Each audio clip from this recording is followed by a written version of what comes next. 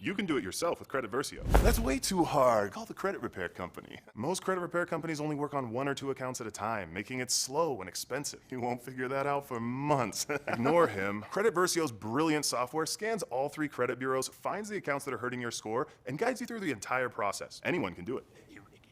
Let's fast forward and see the results. Wow, I fixed my own credit and saved hundreds. You can do this. Visit creditversio.com.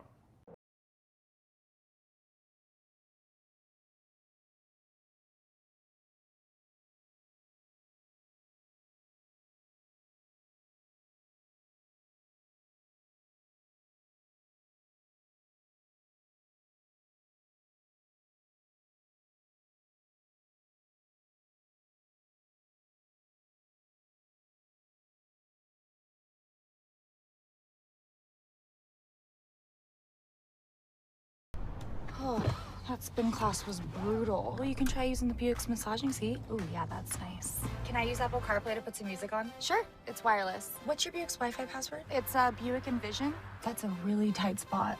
I used to hate parallel parking. Me too. The all-new Buick Envision, built around you, all of you. Pay no interest for 72 months, plus current eligible Buick owners get $500 purchase allowance on Buick SUV models. Thank you guys for what you do for HBCU athletics. This is a fantastic avenue for all of us. This is our ESPN, so we love what you guys do. Brian, AD, Roy, all you guys at BCSN. We really appreciate what it is that you guys do for us.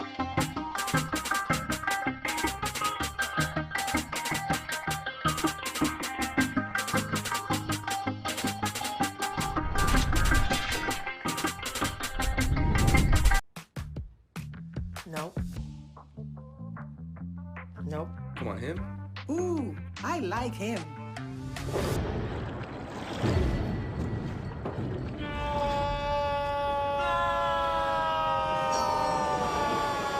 Quick, the quicker picker-upper.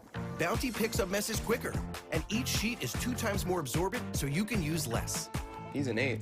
He's a 9. Bounty, the quicker picker-upper.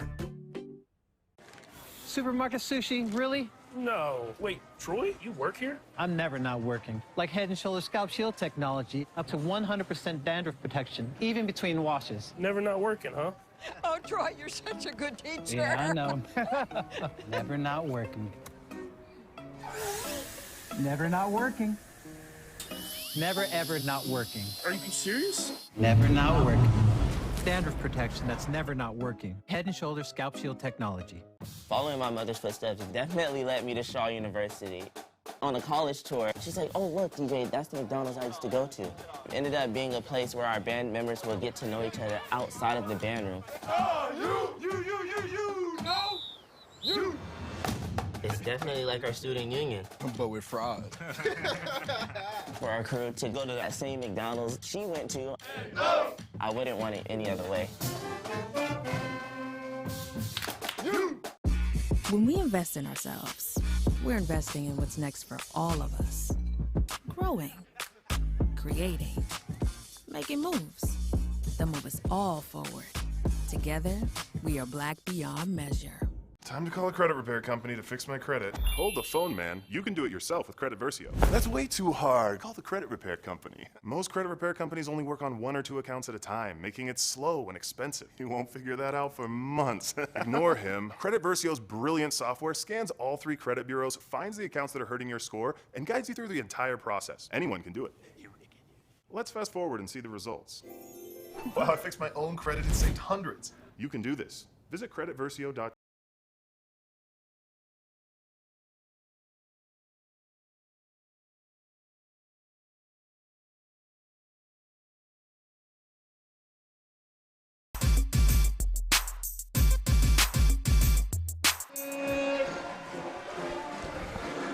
Good afternoon and welcome to another beautiful Saturday afternoon here in Columbia, South Carolina at Charlie W. Johnson Stadium on the campus of Benedict College for an SIAC matchup between the Benedict College Tigers and the Miles College Golden Bears. Live right here on HBCU League Pass Plus and the Black College Sports Network. My name is Brian Fulford, and it's a pleasure to be joined on this broadcast by A.D. Drew and Coach Anthony Robertson. This contest features Benedict College coming into the contest with a record, an unbeaten record of 5-0, 3-0 in the SIC. While Miles, the defending West Division champions, enter the contest with an overall record of 1-4, but they are 1-1 in the SIC. Let's start with Benedict College, and I'll go over to Coach Robertson. Anthony, tell us a little bit about what we can expect from Benedict as they prepare the second half of their season and try to make a run at hosting the SIC championship here in Columbia, South Carolina. Tell you what, man, Brian, it's going to be led with some hard-nosed defense. That defensive line, especially number 13, man, Lupert Denelius, man. He anchors that line from the end position, and he comes at it with all he has, man. He's been leading those guys. The defense have picked it up tremendously from the beginning of the season through now. And then there's going to be some hard-nosed running from number 6, Zion Scotland. He's a redshirt freshman from Walhalla, South Carolina, transferred in from Kennesaw State, and he's running that ball with a whole lot of enthusiasm. And then you can always remember, man, Eric Phoenix, the quarterback. Man, that guy is full of poise. He's been pretty accurate in passing as well as running. So I'll tell you what, it'll come to you with some discipline, some hard-nosed players, and that's an exciting time to watch some Tiger football. A.D. Benedict has led most of the statistical categories heading into this contest. Unfortunately, Miles is on the complete 180 spectrum of many of those statistic categories. What can we expect from Miles this afternoon? Let's see. Miles ranks last in the conference in total offense, total defense, pass efficiency, pass defense efficiency, and leads the SIC in penalties. Are those the statistics that you were talking about there, Brian? It sounds about right. All right. And only Kentucky State has a worse passing offense and averages fewer first downs per game than Miles does at 13.2 as we have our opening kickoff of the game there, Brian. I'll get back to that in just a moment. And receiving from the 19 and getting all the way out to, let's see, they're going to spot that at about the 37-yard line for Miles. That was number 84, Dante Franklin. Getting back to Miles, though, Brian, there is some good things about this Miles Golden Bears team. They are fourth in the conference in sacks with 11. As a team, Miles is third in turnover margin at 1.4 per game. And Miles only trails Kentucky State in time of possession at 32 minutes and 36 seconds per game. And William Hardy has forced 2 fumbles on the season. And we'll talk about the quarterback situation in just a moment. Well, we were told Jacob Keller would be starting for Miles, but it is, in fact, number 12, Jacob Millhouse. And there's a inside handoff along the right side to number 30, Zarius Keys.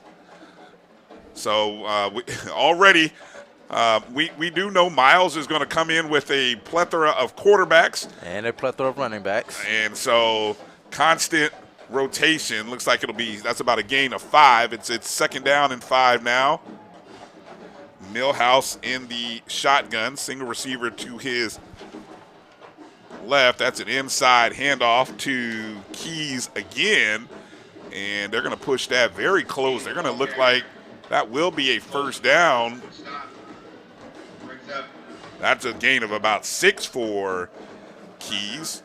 You know, Brian, they always say when you have 2 quarterbacks, you have none. So when you're like Miles and you've played 4 quarterbacks this season, losing your starting quarterback Claude Newell in the first quarter of the season, and then the other 3 have been having a revolving door, being Jacob Keller, Jacob Millhouse, and Jalen Parker. Another inside handoff to Keys, and he runs into a pair of purple jersey Tigers there. Looked like first on that hit for Benedict was number 45, Amari Pettis. Tell you what, Pettis, that linebacker from Pivo, Georgia, and number 49, John Hannibal from Columbia, South Carolina. He played at Keenan High School. He's a sophomore. And number 13, Denales, man. That right side is a busy side over there for runners. They're going to do a lot more stops on that. Millhouse in the shotgun, avoided the sack, but fumble. then Is that a fumble? That's a well, I don't know, but we talked about if there's a sack there, that one is going to go to none other than number 13, Denales, as he was there on the hit. That's bringing up third down. Looked like the recovery brought it to a 3rd and 1. Tell you what, Brian, that Looper Denales, I'm pretty sure we're going to call his name quite a bit. Young man runs with a high motor. He's that person who's getting sacks. He's getting strip sacks, and he's recovering fumbles galore. I think on the season he has, 3 fumble recoveries. 3rd and short. Looks like we're going to have a timeout already here by Miles. And we're going to stay here with the action. We mentioned Luber Denales, a 6', 255 junior from Naples, Florida. And we hope, of course, his family and friends in the Naples area are doing well. Of course, Hurricane Ian just this past week, or a couple of weeks ago now, came through that area where it touched. I live in the Central Florida area, so very familiar with. We didn't catch it quite as bad as that area in Southwest Florida. So our thoughts and prayers are with the Denales family. 3rd and short here. Ball is spotted on the 47-yard line. 3 receivers left. Keys is the single back behind Millhouse in shotgun. He checks over to the sideline.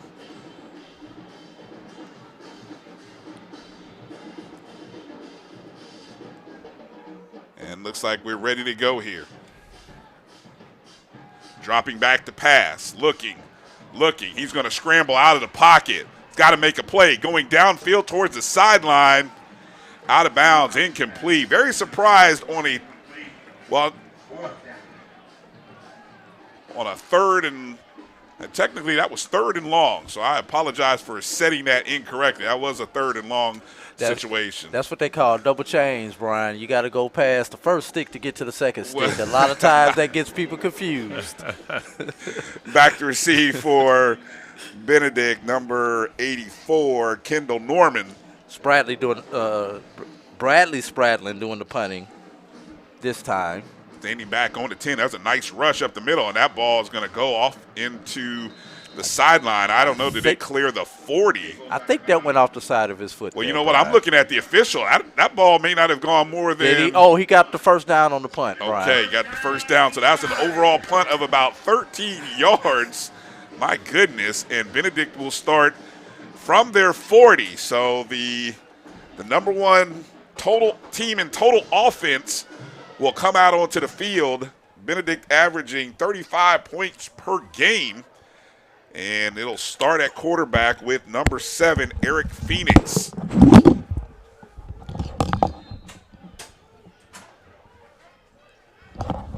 Phoenix in shotgun. There's the handoff right off the left side to Scotland. Right back to the original line of scrimmage, it looks like. Got one down early, Brian. Looks like that's it is a 14. Number 14 for Miles Golden Bears. That is going to be Cameron Sneed, 6'1", redshirt senior. Well, what we can do is we can set the starting lineup here for Benedict. Of course, we've got Eric Phoenix, the 6'3" junior from Savannah, Georgia. Went to Windsor Forest High School starting. And, of course, there's a strong probability we'll see John Lampley, the 6'3", grad student from Kennesaw. Of course, Lampley transferred from Southern University just a season ago.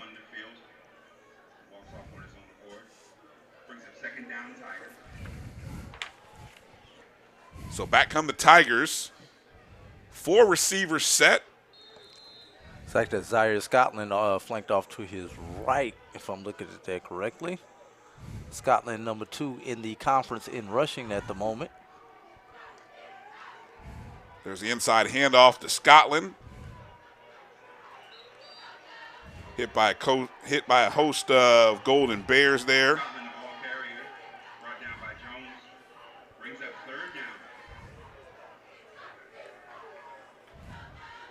Tell you what, Scotland, Coach Chinnisberry refers to him as lightning. So we haven't seen the lightning explode yet, but I think in time we'll see something happen that will excite the fans here at Benedict. 5 receivers wide, or at least there's a tight end there. So 4 receivers, a tight end. Phoenix by himself in the backfield. Steps up, goes over to the sideline, incomplete. That ball was intended for Scotland. So on a 3rd and 3, Benedict's going to be forced to punt. So call that a win for the Miles defense to be able to slow down to some degree Benedict. Well, Miles' defense usually gets a lot of wins. The problem has been that the offense hasn't been able to help them out a lot. You know, in that first game of the season, Alabama State came out, got 166 yards on them in the first quarter and only had 162 yards the remainder of the game. So this defense can play ball. They just have to get a little help from the other side of the ball. Dante Franklin back to receive. Rugby style. All the way back to the 11, going backwards, trying to find some room. And he does. Breaks a few tackles and finally gets down. Well, let's see. Whoa. I'm not sure whether they got the whistle or heard the whistle, but they're going to mark him down at the 15. And the Miles players are like, okay, I was down. How many times they going to throw me down? Can you help me out with a flag there, Mr. Referee? I'll tell you what, you mentioned the punter, Jared Eubanks, number 34, rugby-style punting. I'll tell you what, Jared, before coming to Benedict, he was a military Army veteran, and his sport of choice that he played was rugby and not football. So he came here. Rather interesting story. Tried to play some other positions and settled in on punting. Second possession here for Miles. Jacob Millhouse in the shotgun.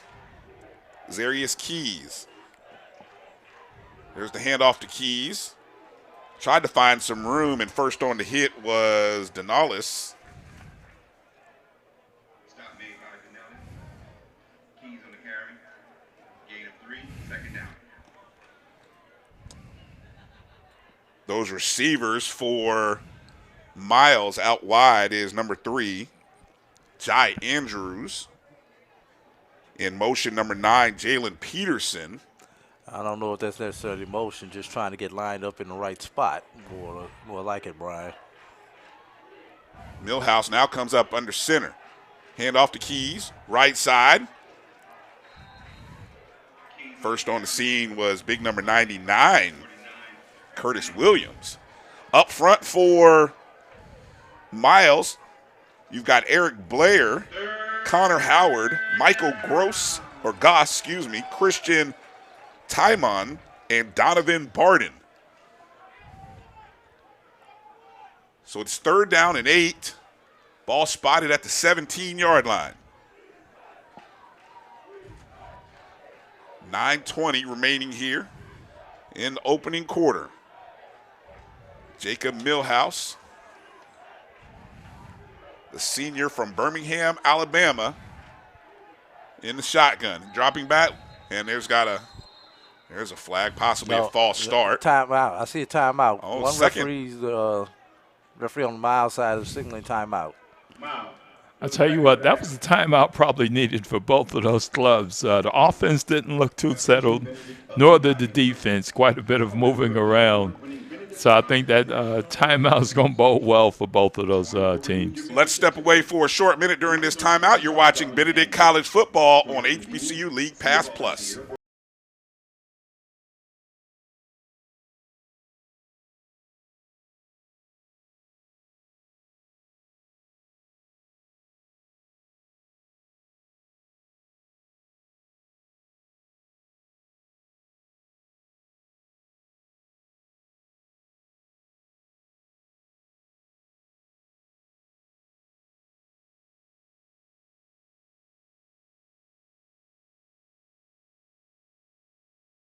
Oh, that spin class was brutal. Well, you can try using. 3rd down and 8 for Miles coming out of their second timeout. Jacob Millhouse looking to his right, passing out into the flat, and a nice job picking up the first down is number 3. Jai Andrews. Andrews, the 6', 195 sophomore from Birmingham, Alabama, picks up the first down for Miles. Now, you know, it's interesting for Miles, first downs per game, they rank 2nd in the conference. There's Keys off the right side on the sideline and runs into a wall right there at the 30-yard line. Perfect sound effect right there. He did pick up 4 yards, though. And for those who are at home, the PA announcer played somebody blowing the horn and having an accident right there. Ball spotted at the 30-yard line.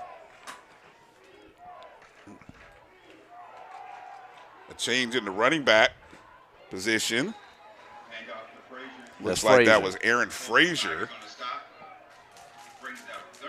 And what you'll see with this Miles team, each one of these backs will get 3, 4, 5 carries in a row, and then they'll get subbed out to the next guy will come in and get that same amount of carries until they find out who's the hot guy later on in the second half, and then they'll go with the hot guy in the second half. That was a pickup of 4, makes it a 3rd and 2. Millhouse under center now.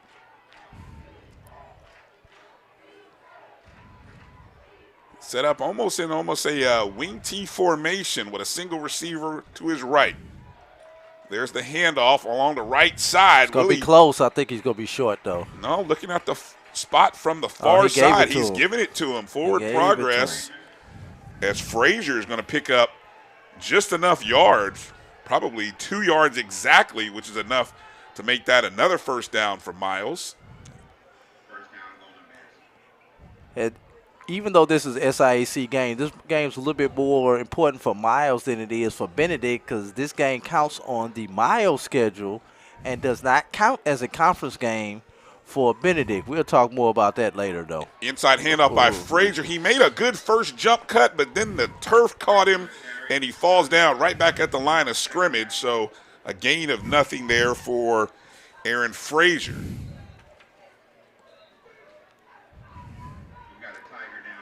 And there is a Tiger that's down.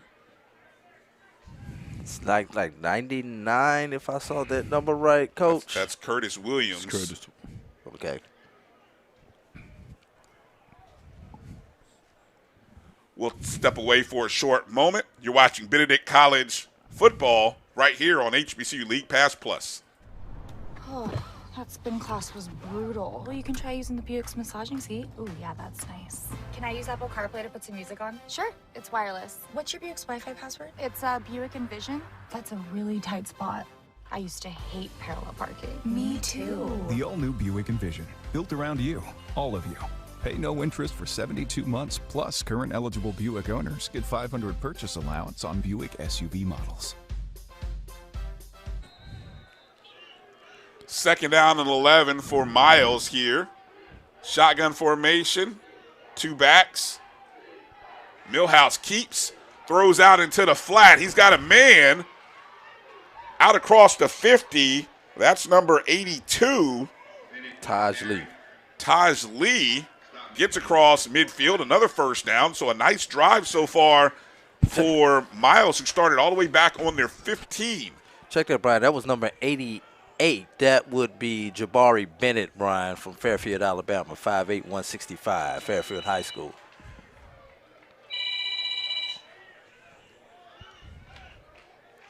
Millhouse in the shotgun.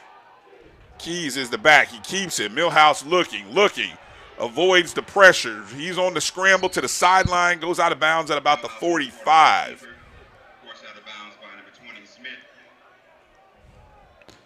Tell you one thing, Miles College is finding a way to keep those sticks moving. Positive yardage almost every play. Even those that don't look good, they're coming out with something out of it. Well, one of the ways that you keep an explosive offense like Benedict off the field is controlling the time of possession, and very few teams in the conference do it better than Miles. They are actually – there's only one team that does it better, that being Kentucky State. Exactly. So 5:20, Millhouse. There's the inside handoff to Keys. And very close to another first down on a pickup of about 7 or 8. They're going to give it to him. I think they're going to give it to him. Yep, move those chains. First down for Miles. Brian, that was the 12th rushing attempt by Miles thus far here in the first quarter. Zarius Keys, 5'8", redshirt junior from Lewin, Mississippi. I hope I said that right. He's the single back next to Millhouse. Twins to his left and right. Millhouse sets the protection, looking to see where the pressure's coming from. There's the inside handoff to Keys. And first hit. In fact, that was number 96 right there. That is Little with the Jaquez Little. Got a little help from number 15, Aaron Miller, who was right on his back, trying to pull him back and keep him from going forward. Looks like that was a pickup of maybe 2. 2nd and 8 here. And this has been a long drive. Tell you what, Miles, they're finding a way to control this tempo, and they're grinding it out. Benedict saw this 2 weeks ago with Kentucky State. Very similar in terms of how they're moving the ball. Keys off the left side. Ball is on the turf. Let's see. This might be an opportunity. It's still on the turf. You know what? For a second, I thought Benedict had it, but an offensive lineman from Miles Money came in and smacked it out of his hands. There's a scrum. That Benedict has it. There's a Benedict player who has it. But I think they're going to give credit to Miles first. As who is that who came out of the scrum with it? That's 77.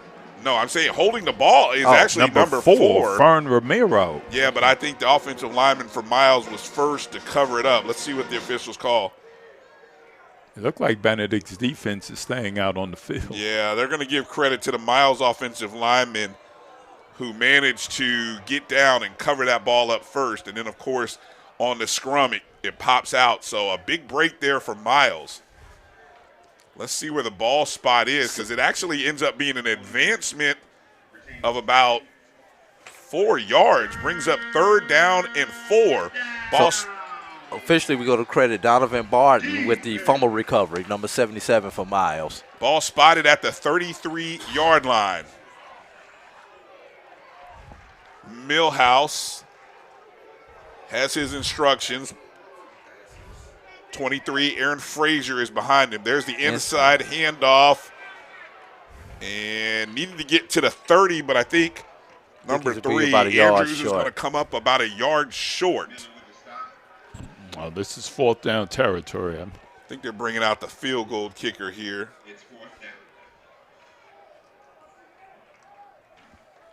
No, sir, Brian. Quarterback is still out there. Offense is still out there. My mistake. So here we go. And that's got a tight end in the backfield, 97 Cole Jennings as the lead blocker. 4th, it's a long one. There's a handoff right side. No, sir. No way. First on the hit, I believe, was 33. Jonell Swan. Tell you, scraping down there with him was number 20 as well, Elijah Ron Smith, redshirt senior from Waycross, Georgia. And that was a long drive to come up with no points, not even a field goal attempt. Credit to Benedict's defense for holding there. And I know the offense has got to be antsy and ready to get on the field and do something. They've only had 3 plays so far in this first quarter. Brian, that now makes the Benedict opponents 2 for 8 on the season on 4th down attempts. Good for 25%. Eric Phoenix passing out into the flat along the sideline, and out of bounds is number 25, Taven Grice. And he'll pick up, I'd say, about 6 yards there, out to the 40 now. Brings up a 2nd down and 4.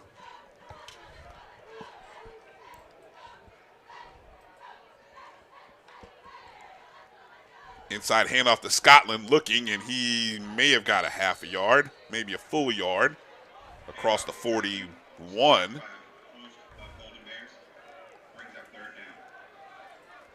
Tell you what, not much moving the ball again this drive for Benedict. Let's see what we're going to see with this 3rd down play. We haven't seen Benedict really throw the ball down the field further than 5, maybe even 10 yards at the most. So let's see what happens here. 3rd down and 2.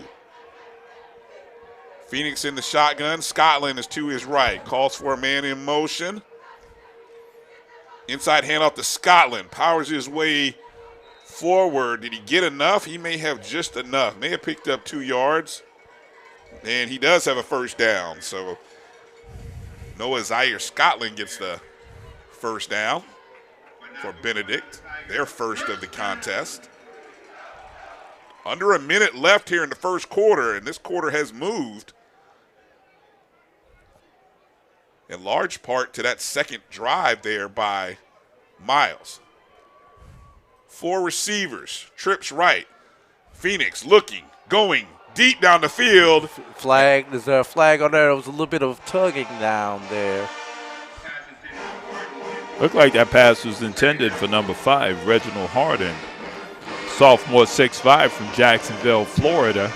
And like you said, there was some touching and some kind of pushing down there, but the officials held on to those flags. Johnny Blackman, number 32, looked to be a little hand-holding there, especially when that ball was in the air. Very surprised that the officials decided, because I thought that might have held him up a little bit. But unless they just ruled it uncatchable. Okay. Well, when you're held up, it is pretty uncatchable. Eric Phoenix in the shotgun, keeps it. Drops it off into the flat. That's going to be enough for a 1st down for number 82, Eddie Neal. Take what the defense gives you. That's a gain of about maybe 11. 20 seconds remaining as it went out of bounds. Phoenix quickly brings everybody back to the line. The clock is moving. 15 seconds. Phoenix in the shotgun. Hands it off to Scotland. Running left. Hit by a host of Golden Bears. Started there first by number 51, William Hardy, who actually asked to come out. Well, he gets to come out for a little while because that's getting into the 1st quarter there, Brian. Our score at the end of 1, Benedict 0, Miles 0. You're watching Benedict College football on HBCU League Pass Plus and the Black College Sports Network. Thank you guys for what you do for HBCU athletics. This is a fantastic avenue for all of us. This is our ESPN, so we love what you guys do. Brian, AD, Roy, all you guys at BCSN. We really appreciate what it is that you guys do for us.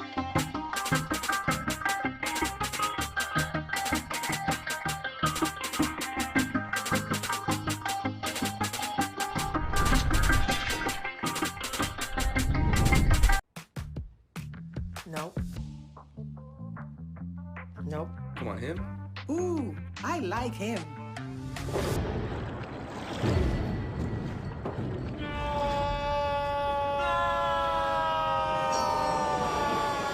Quick, the quicker picker-upper. Bounty picks up messes quicker, and each sheet is 2 times more absorbent, so you can use less. He's an 8. He's a 9. Bounty, the quicker picker-upper. Back to live action here at Charlie W. Johnson Stadium here. Start of the 2nd quarter as we have a short little flip of ends, and Benedict will start on the Miles 45-yard line to start this quarter. I know Drew's got a few score updates, which we'll give to you here in just a second once we get this first play off.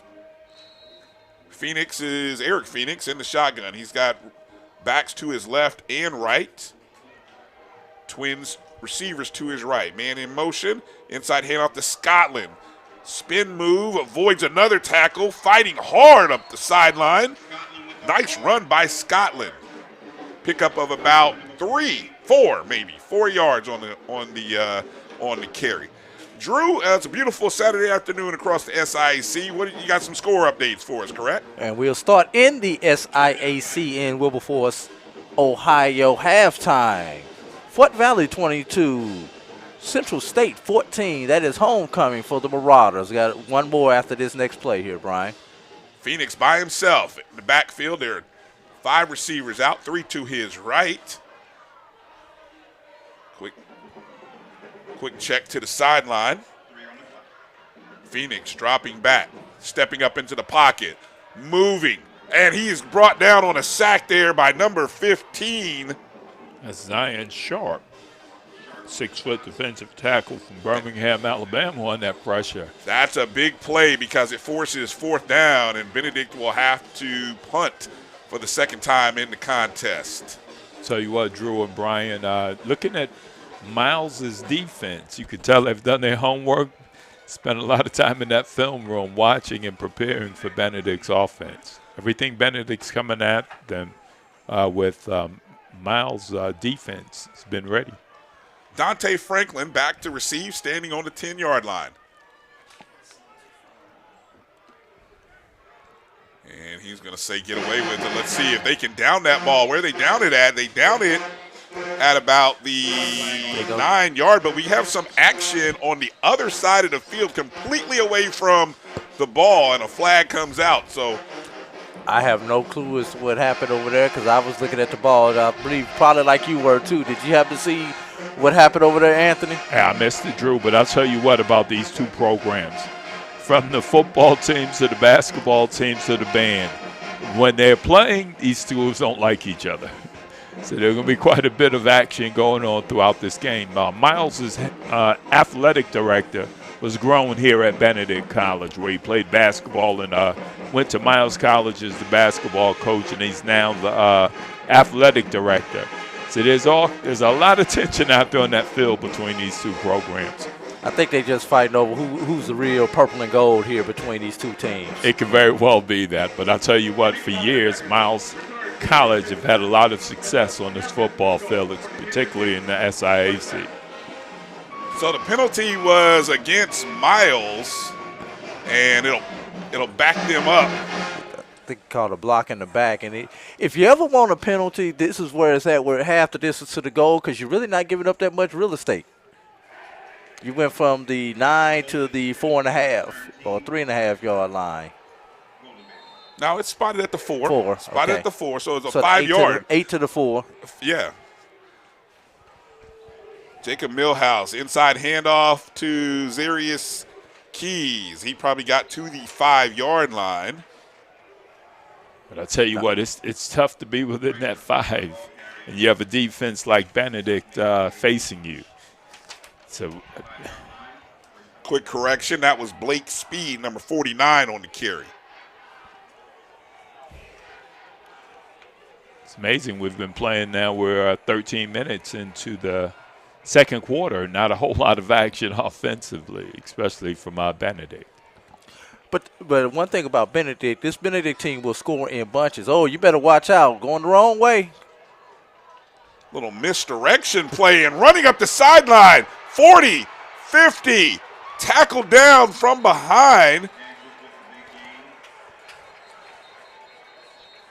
Flag back at the 15-yard line, bro. Jai Andrews tackled from behind by Tyvin Grice.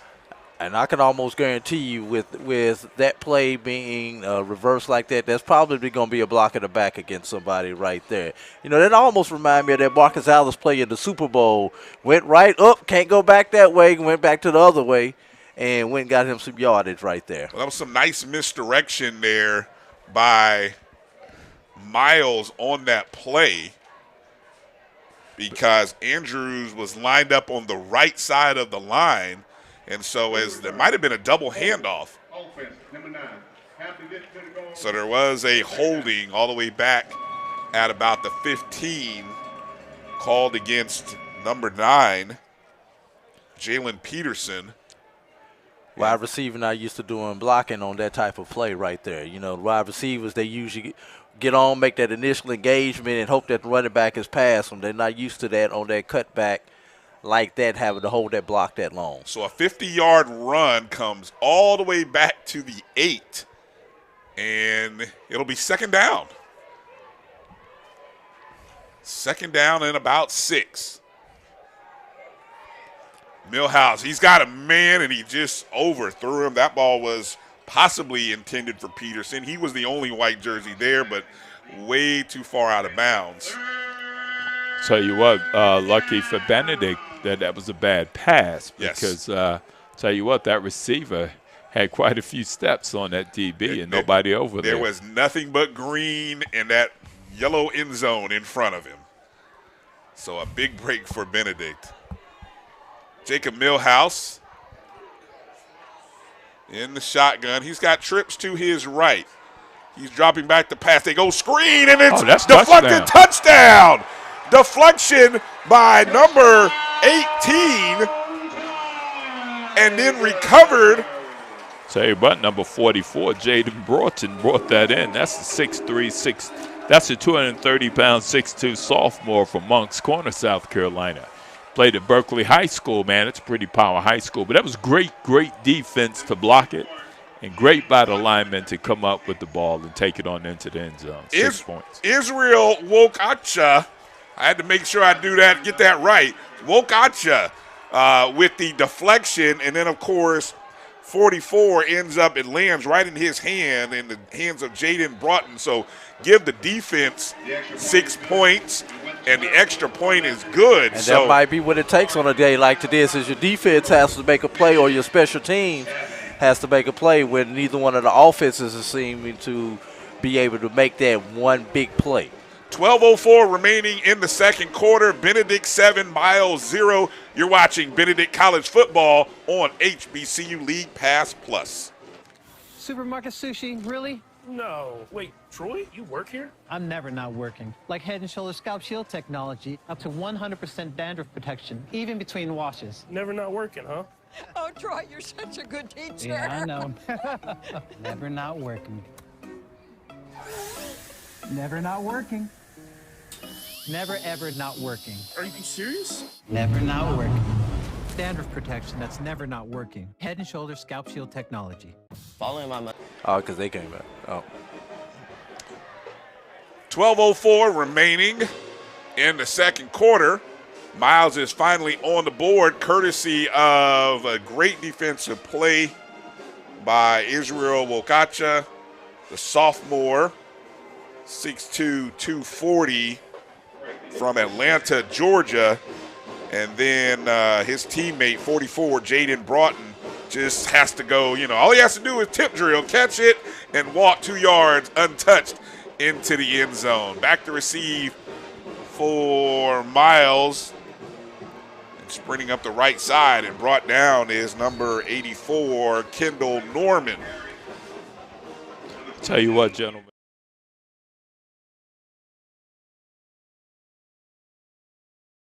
Almost every game, it's touchdown by the defense, safety by the. And here's the replay of that failed screen play attempt. That's the only way you can really call that. It was a middle screen. Middle screen failed. Great job by the defense to get their hands up. So 11:57. And Benedict has a 7-0 lead.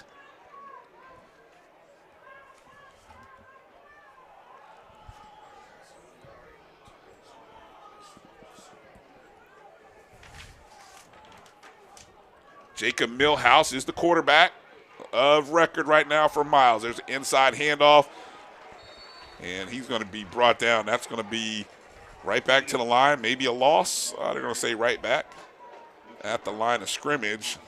49, Blake Speed was on the carry.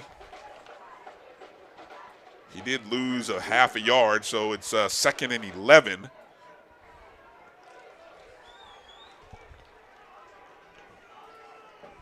Speed is the single back to Millhouse's left. Millhouse looking to throw, scrambling, keeping it. Tackled from behind. First on the play, looks like that was number 90, Sterling Goodwin.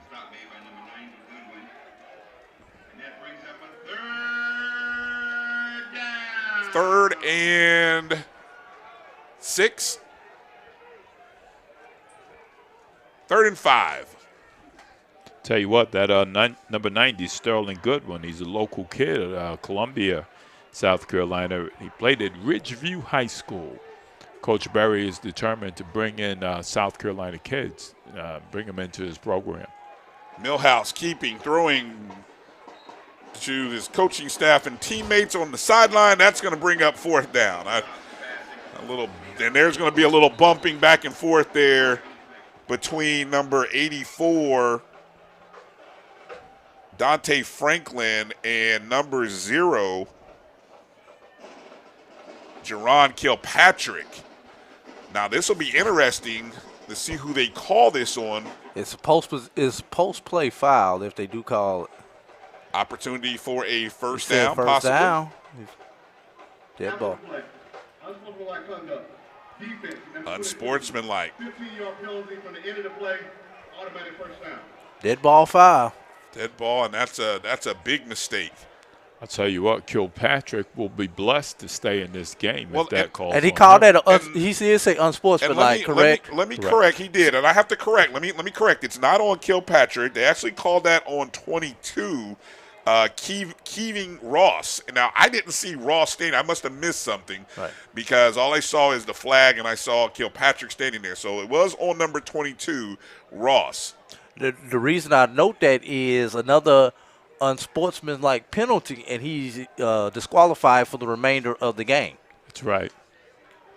Typically, Coach Berry sends you into the locker room anyway with those unsportsmanlike penalties. So the ball now moves out to the 46-yard line. That's one way of making sure he doesn't get suspended for the next game. Get him off the field now. Shotgun formation, Millhouse keeping, looking, going deep down the field, up the seams, way past his intended target of Peterson. It'll be 2nd down and long.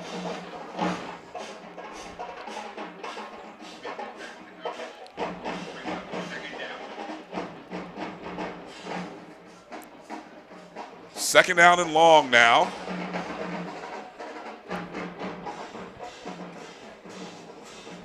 Speed is still the single back. He gets the ball right side, and he's wrapped up from behind. Give credit to number 15, first on the play there, Aaron Miller. That inside draw, I know you run those plays for future purposes, but they're going nowhere against this Benedict defense today. I don't think it's personal for Benedict right now. I think they do everybody like that, Coach, don't you? You're absolutely right there, Drew. 3rd and 11 for Miles. Almost an offside there, but he didn't quite come across the line. Millhouse possibly changing the play in the shotgun, dropping back, looking to his right, and there's a blitz right up the middle. Great pressure by number 99, Curtis Williams. Right, almost untouched. You know, they may have been attempting another screen as quickly as he got in there on that sack. Tell you what, one thing about the defensive coordinator, Jordan Odafa. Oh, man, Coach Odafa, man, he takes that defense and he have these guys believing, and they're all over the place. A lot of speed and quickness on Benedict's defense. Kendall Norman back to receive, and there's a bad punt that's going to go out of bounds somewhere between the 40 and 35. Let's see where the sideline official spots it. He says the 35 is where it is. So 8:47 left to play here. We'll stay here with the action. Look like we have a change at quarterback now. I think we're going to see John Lampley the transfer from Southern out there on the leading offense now. So John Lampley with 8:47 in the quarter. It'll be Lampley's turn, and Scotland is the single back to his left. Now this is a big difference from a lefty to a righty. Scotland first on the tackle coming out of the backfield was, or defensive backfield was number 8. Not only is a big difference in styles, also whereas Phoenix is the quarterback that will take off and run a little bit more. Lampley will scramble, but he's still looking to make the pass upfield while he's scrambling. Lampley dropping. There's pressure. He goes onto the flat of the receiver screen, and that ball went to Tyshawn Presley, and he got hit and spun around a couple of different ways. Gain of 1. Ball spotted at 36. Benedict still in tempo now. Empty set, 5 receivers, 3 to Lampley's right. Checks to the sideline real quick. Plenty of time on the play clock. Lampley drops back, looking, steps up into the pocket across the middle, and his intended target was number 9, Christopher Williams. And, you know, I think Lampley's arm possibly, or his jersey, got tugged, and that's why that ball, he never really came through that pass all the way. Brian, you're absolutely right. Pressure on them. They were able to get their hand on that arm, and they didn't get a full release on it. We got back in here punting is Jared Eubanks again. To it. Dante Franklin will receive at the 35. He goes right, makes a move, cut. There's a flag coming out of somewhere. Flags. Yeah, 2 flags. I think they saw the same thing. So Franklin got out to about the 41. We're getting quite familiar with the 2 number 84s, who are the punt return specialists for both teams. 7:23 remaining in the second quarter. We'll wait to see what the call is.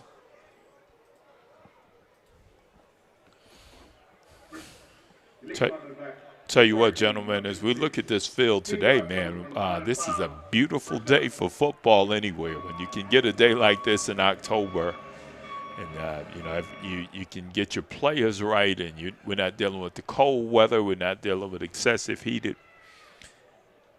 This is just one of those perfect days for a good old football game. Our referee, James Brown, no relation. Hi. I'm sorry, I had to get that one in there. I'm going to put my card away now. I don't think I can properly read any more official names after that. Thank you, AD. Our officials are from the SIAC. James Brown, the umpire, Scott Bowers, center judge Lamar Gresham, line judge James Crowell, field judge Brian Davis, headline judge Michael Pierce, side judge William Elliott, back judge Alan Murray. 7:23 remaining here. And let's see, we've got a whistle. Not quite sure, you know, play clock is running. Everything seems to be running well, but another conversation here.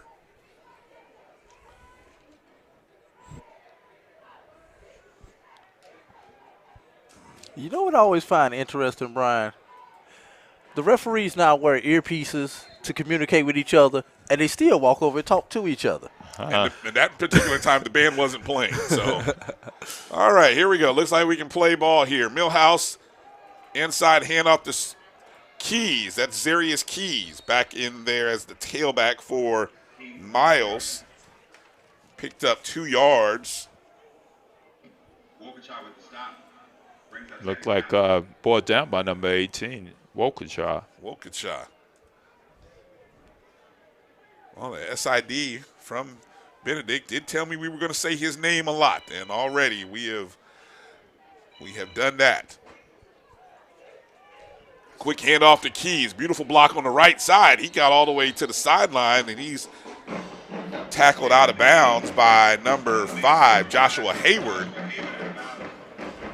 Still about 3 yards short of the first down. They're going to say it's 4. 3rd and 4, ball spotted at the 33. Needing to get across or to the 41. 6:26 remaining in the second quarter.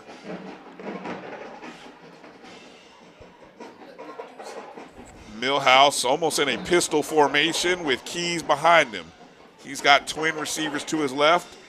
There's the handoff to Keys. Going left where he had some blockers and nothing. Met by a host of purple jerseys. Tell you what, it looked like in the lead was Lupa Denalis again. First contact. Yes, indeed. And so under 6 minutes to go. And another number 84 is back to receive for Benedict. And this 84 is Kendall Norman. Probably even more importantly, Brian, another punt on the day by these two teams. What number punt is this? I feel like we're at number 6 or 7. I'll tell you in just a moment. Norman, beautiful punt hanging at about the 23-yard line. Up the middle, he's got some clearing. Gets past one man. He could be going to the house. 35, 30, 20, 10, 5, touchdown, Benedict. No yellow handkerchiefs on the field, Brian. Beautiful run back by Kendall Norman. And how about the downfield blocking? Brian, you took the word right out of my mouth. You saw it? Go ahead, Coach. Let him know. That blocking all the way down the field, eyes in front, making sure you're seeing the front numbers on the jersey and making them fight, keeping them off of the defense, pushing it, and in fact, blocking them into the end zone. And that Kendall Norman, he's an explosive, small-frame gentleman. He's from Spartanburg, South Carolina, and he's another one from one of those powerhouse football schools, Dorman High School. That's his first punt, taking it back to the house this season. Blocked. That attempt was blocked. That ball was, that PAT was blocked there by number 20 for Miles. That's Jarius Grayson who came up with the block PAT. So with 5:12 remaining, Benedict 13, Miles 0. We'll step away for a short moment. You're watching Benedict College football on HBCU League Pass Plus. This footsteps definitely led me to Shaw University. On a college tour, she's like, oh, look, DJ, that's the McDonald's I used to go to. It ended up being a place where our band members would get to know each other outside of the band room. It's definitely like our student union. But with fraud. For our crew to go to that same McDonald's she went to, I wouldn't want it any other way. When we invest in ourselves, we're investing in what's next for all of us.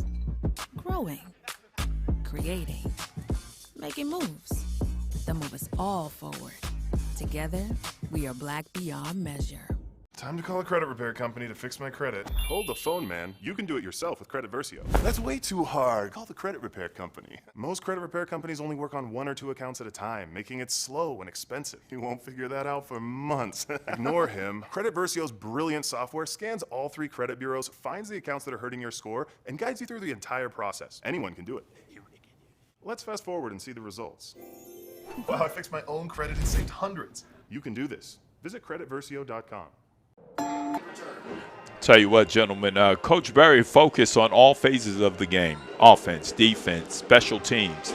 His special teams today, they've scored a touchdown, which is great. You don't get that often.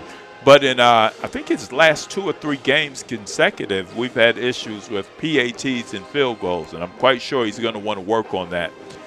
Oftentimes, that missed PAT can often come back and haunt you.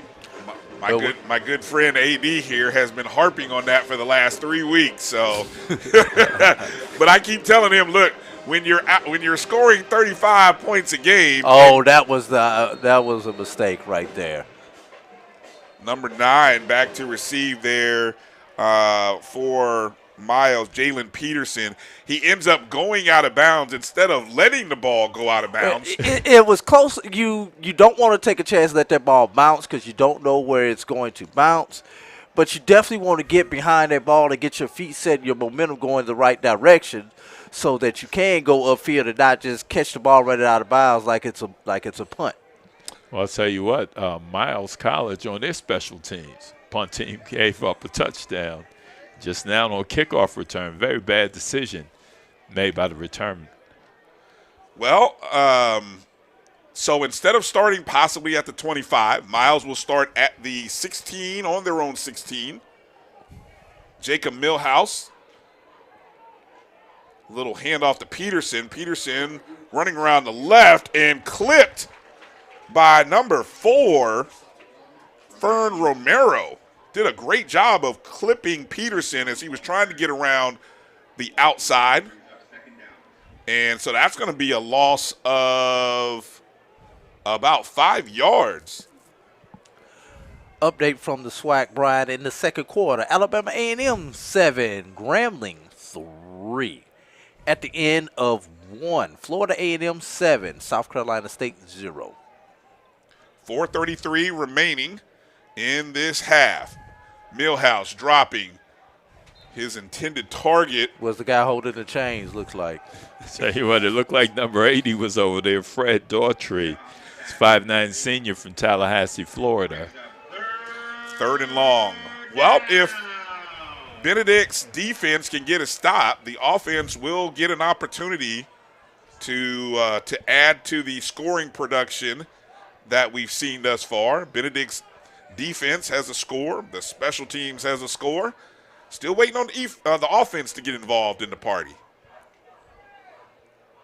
There's an inside handoff. Interesting decision to go with a handoff there. Getting a little bit more room for the punter right here, Brian. That was Kevin Robertson on the carry. So, be interesting to see if they punt to number 84, Kendall Norman, who already has 1 touchdown. Right here, Brian, this is not the time when you're trying to directional punt and punting away from somebody. You just want to make sure that you get this punt off and don't get it blocked out the back of the end zone for a safety or a touchdown. As Benedict comes after that one, that one goes. That's going to be a floater. That's going out of bounds. No, it lands at about the 41. Got a decent bounce on it, considering. I think the play there was to keep it in the air. Do not let Norman get his hands on it. And so in that respect, I think the punter did a good job, or at least he did his job. It's a wise decision not to punt that ball to Kendall Norman. He has speed. He has quickness. You don't want to give up another big play on from your punt team unit. 3:30 left to play in the half. Miles' offense back on the field. John Lampley. Benedict's offense. I'm sorry. Thank you. Benedict's offense on the field. John Lampley leading them. 2 tight ends shift from right to left side. Lampley dropping back to pass.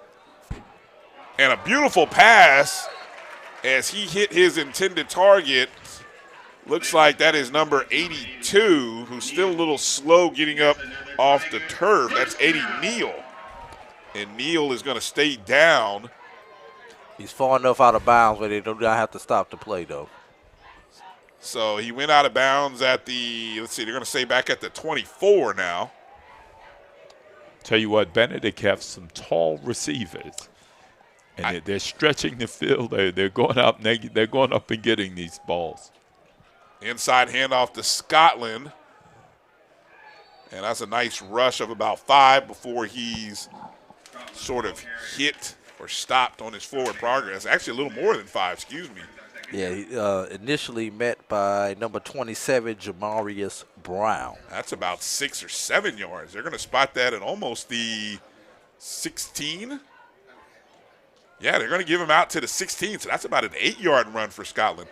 That's a great point, Anthony. The receiving, the size of Benedict's receivers There's Lampley rolling to his right, decides to keep it, and he is tripped up, and that's going to be a sack, probably credited to Kadarian Jones.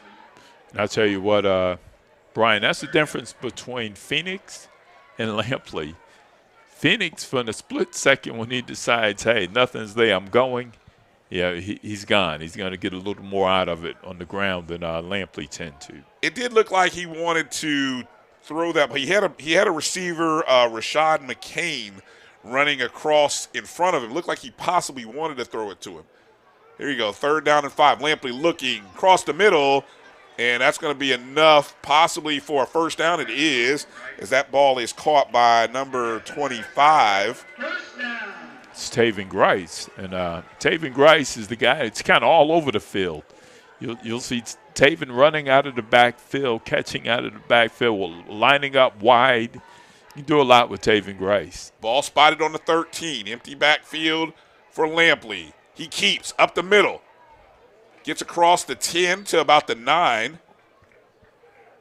Tackle there by number 15 and 52 of Miles. That's Sharp, number 15, and 52 is Austin Brundage. Looks like we got a timeout there, Brian. Short timeout, 1:08 left to play here. We'll step away for a short minute. You're watching Benedict College Football on HBCU League Pass Plus.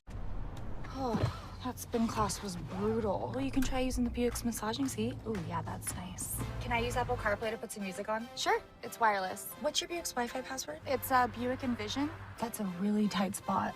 I used to hate parallel parking. Me too. The all-new Buick Envision, built around you, all of you. Pay no interest for 72 months, plus current eligible Buick owners get $500 purchase allowance on Buick SUV models. Thank you guys for what you do for HBCU athletics. This is a fantastic avenue for all of us. This is our ESPN, so we love what you guys do. Brian, AD, Roy, all you guys at BCSN. We really appreciate what it is that you guys do for us.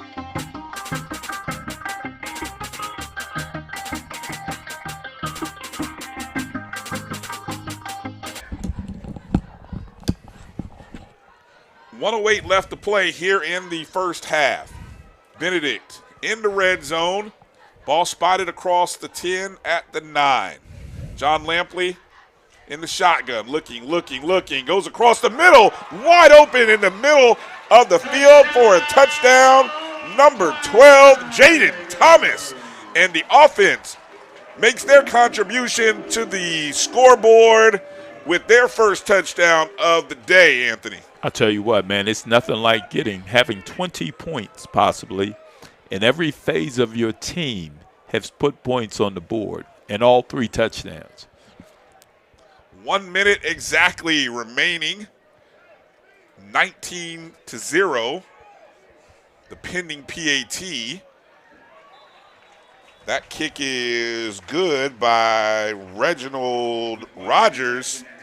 And Benedict 20, Miles 0 with exactly 1 minute to play in the first half. You're watching Benedict College Football right here on HBCU League Pass Plus. Nope. Nope. Come on, him. Ooh, I like him.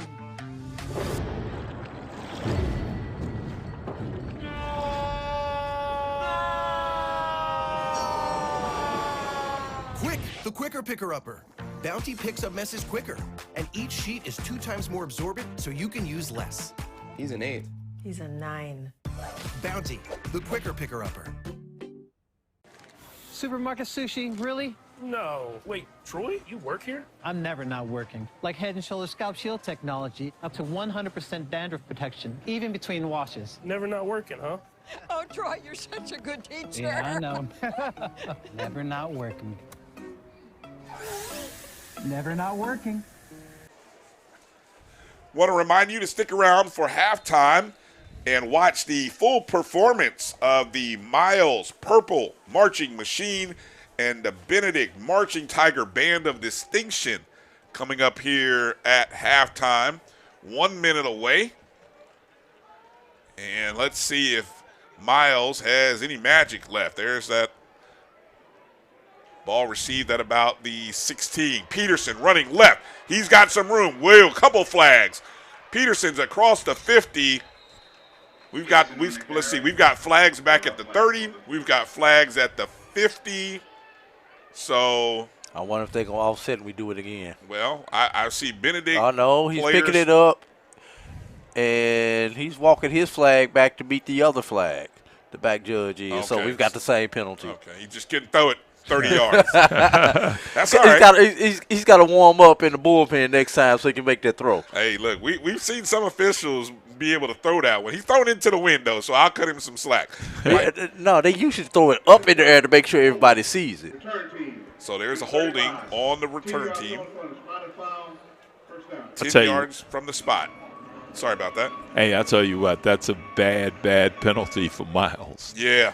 To get that kind of return, 1 minute left in the half, end up on your side of the field, and that flag brings it back.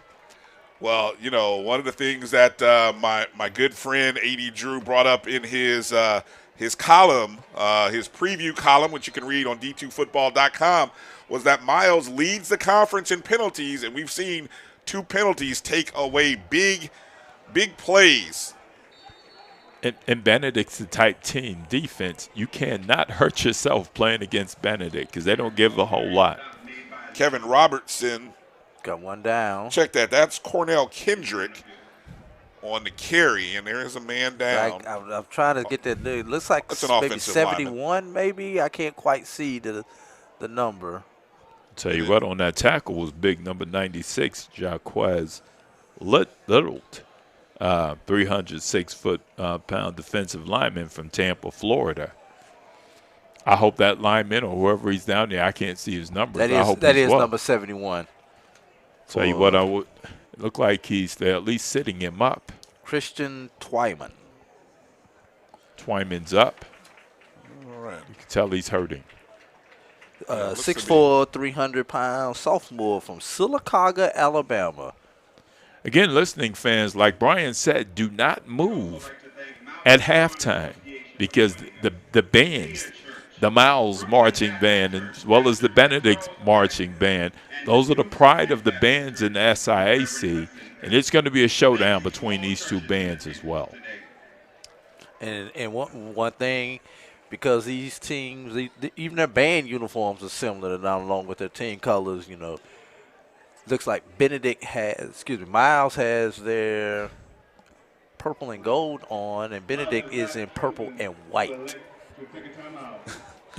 Yeah, so let's not try to don't get confused by matching the band colors with the team uniforms. Yes. That's why I had to bring it out, and I had to do a double take. Like, wait a minute. Yeah, they went that way, and they went that way.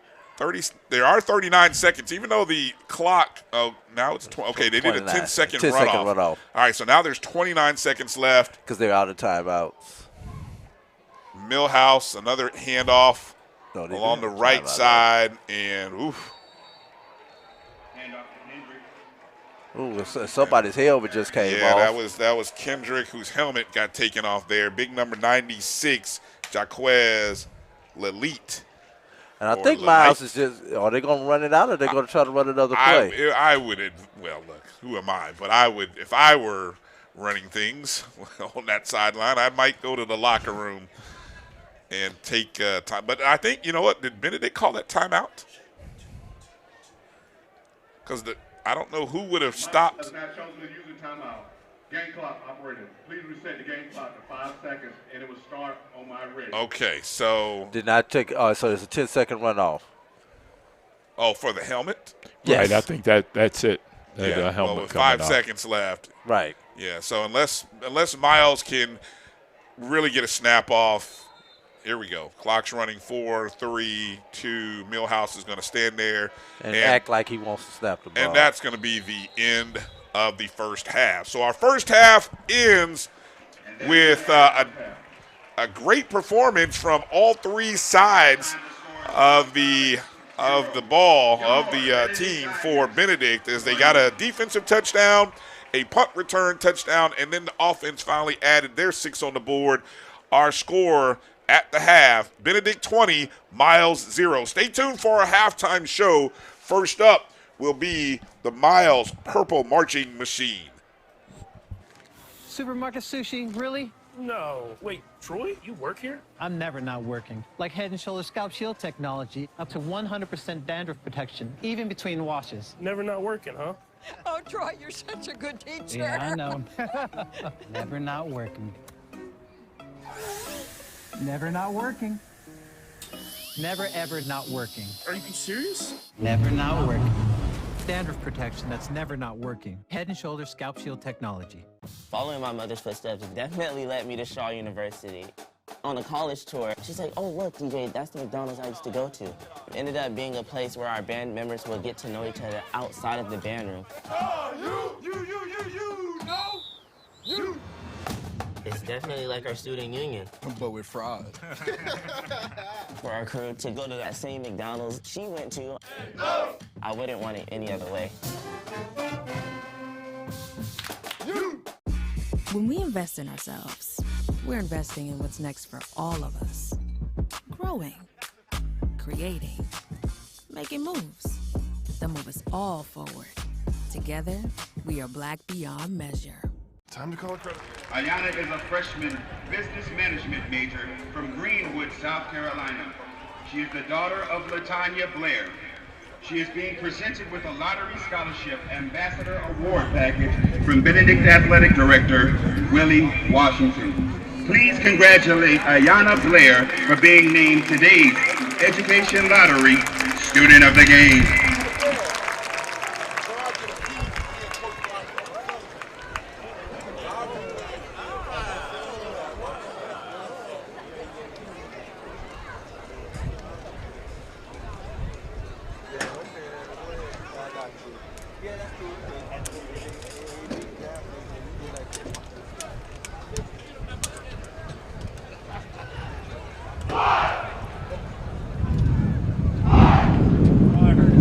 Mic check 2 1 check.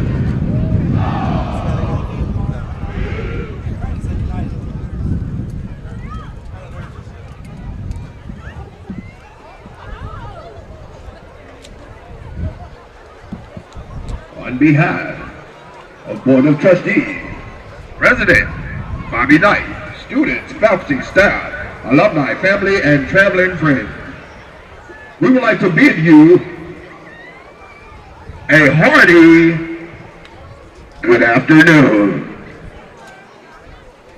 We bid you greetings from Fairfield, Alabama.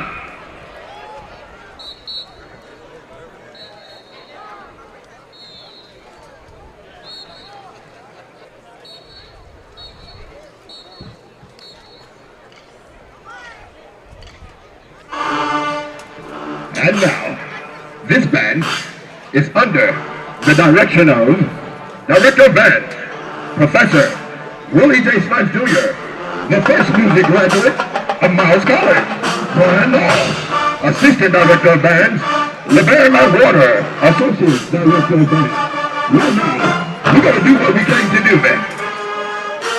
And that's show up and show out. This is Miles College Purple Marching Machine. Let's go.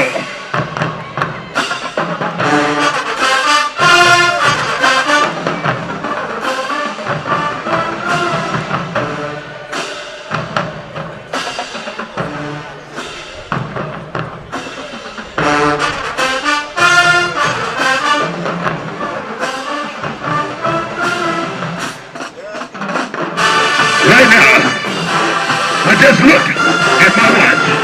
We got time today. It's about that time. We are Miles College, minutes away, miles ahead of the competition. Right now, have you ever seen an HBCU band drilled to no music? Don't worry, just watch right now.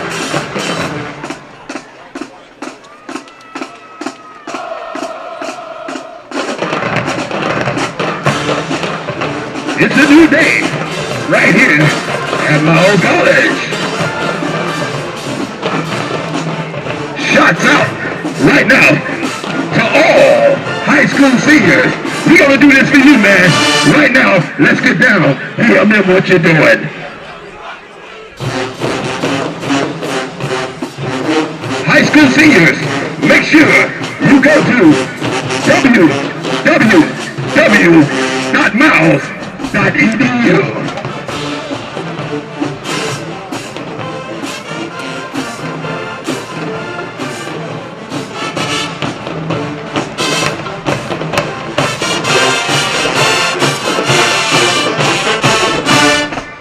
Benedict, we're gonna make this an afternoon for you to remember.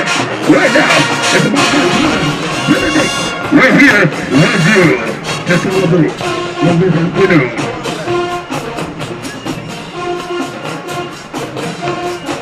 Happy Church Day to you and yours.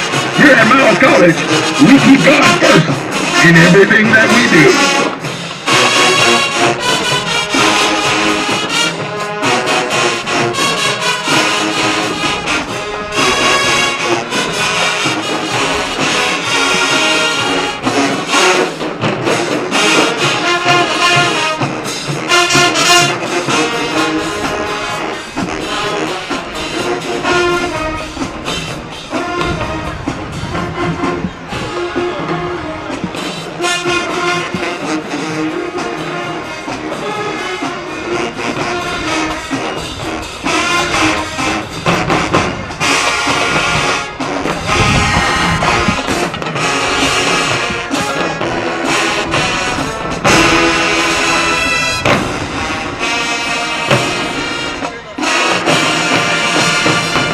And now, push your eyes toward the 50-yard line as the lovely Golden Stars dazzle you with grace, color, and beauty. Let's go.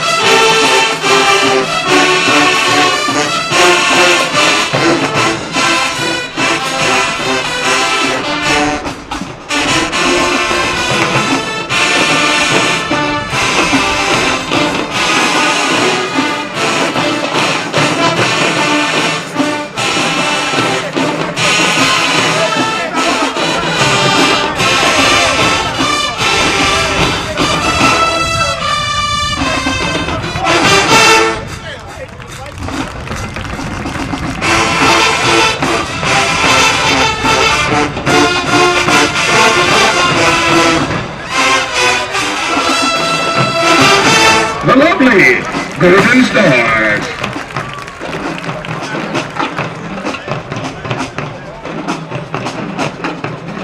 Big shout out right now to Fairfield County High School Principal, Dr. Sweeney.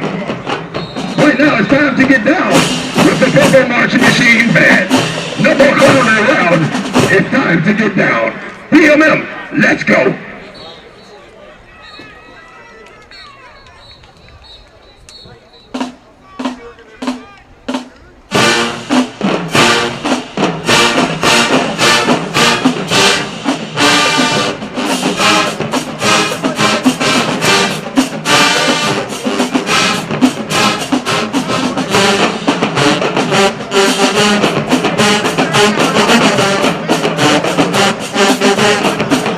Thank you.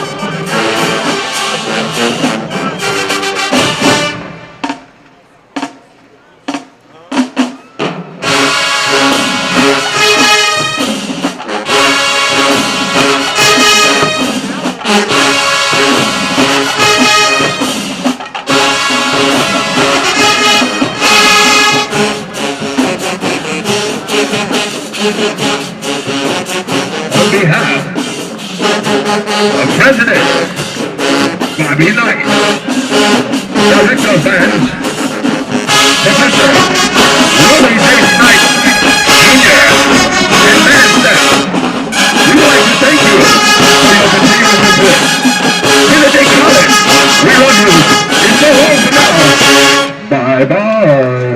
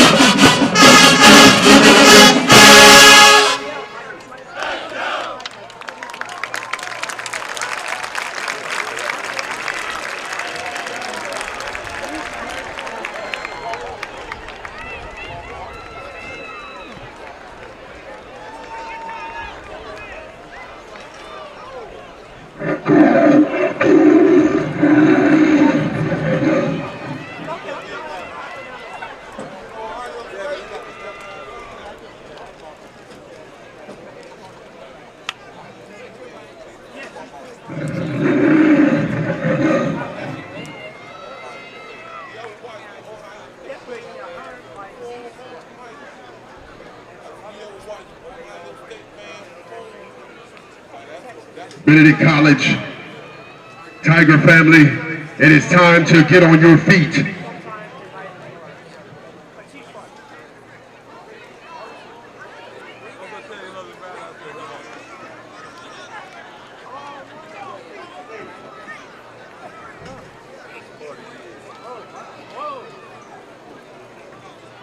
Allow me to introduce the band voted #1 Division II HBCU marching band by ESPN's The Undefeated, two-time Honda Battle of the Band participant, and your 2022 Macy's Thanksgiving Day Parade participant. It's time for an experience, a halftime experience you will never forget.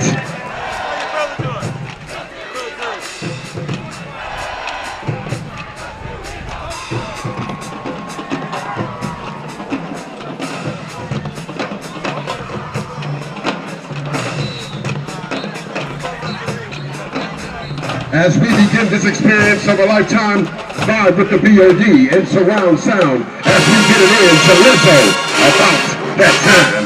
Listen to our crystal clear musicality.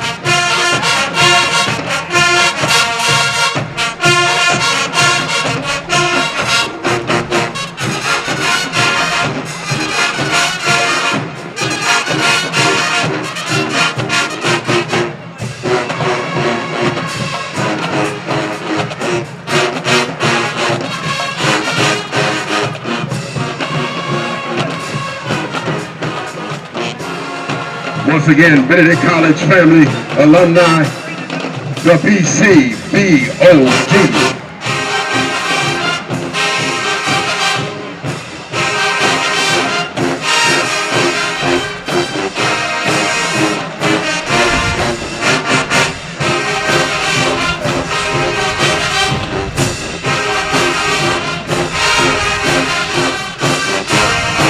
Do you hear the distinct sound from the BOD?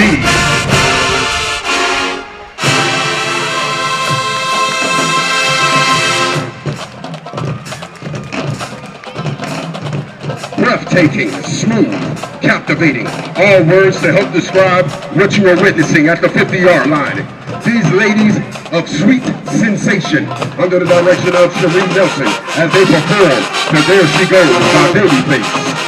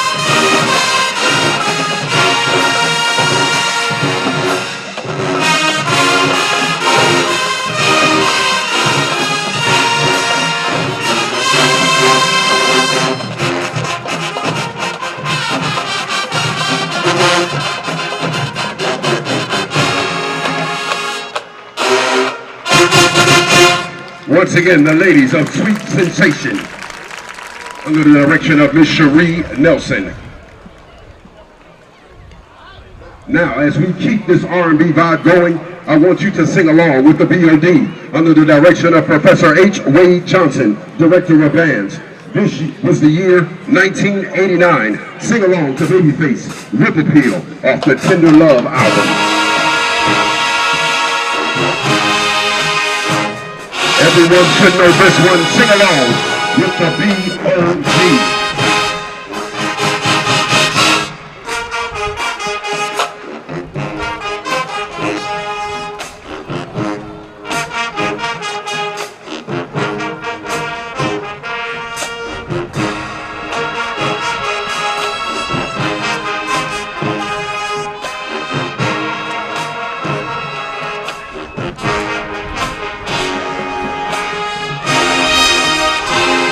Surround sound.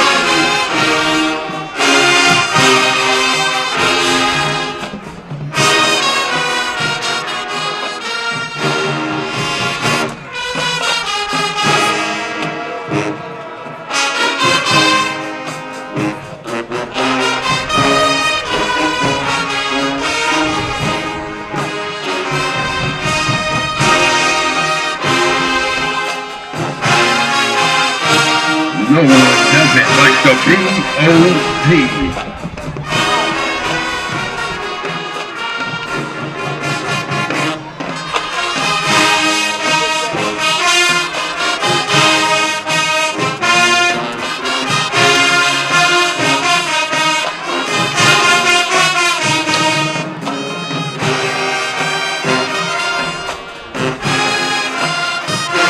I hear you sing along.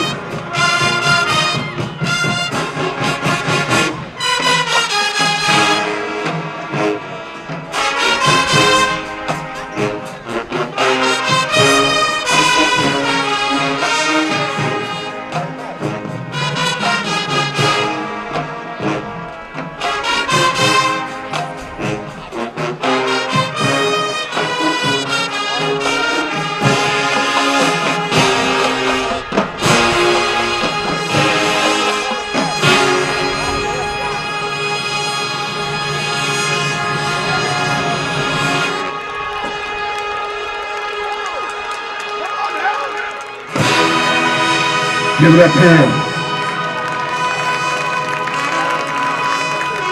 The Benedict College Marching Tiger Band of Distinction.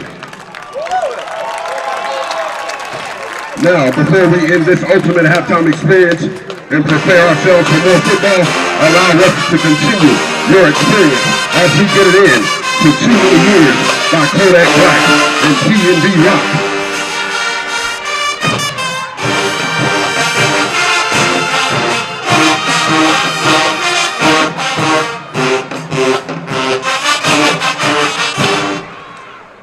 That's not it. We still gonna get it in, as the BOD always does. Here we go, here we go, here we go. You should know this one. Need It by the Migos. And we're gonna end it with a classic. Oh, let's do it by Rocka Flocka. Here we go, here we go.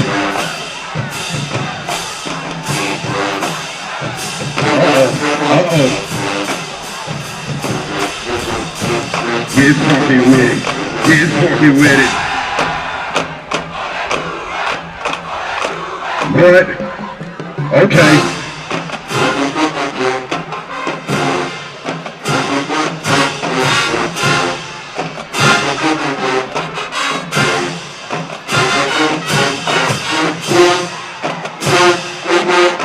Come on.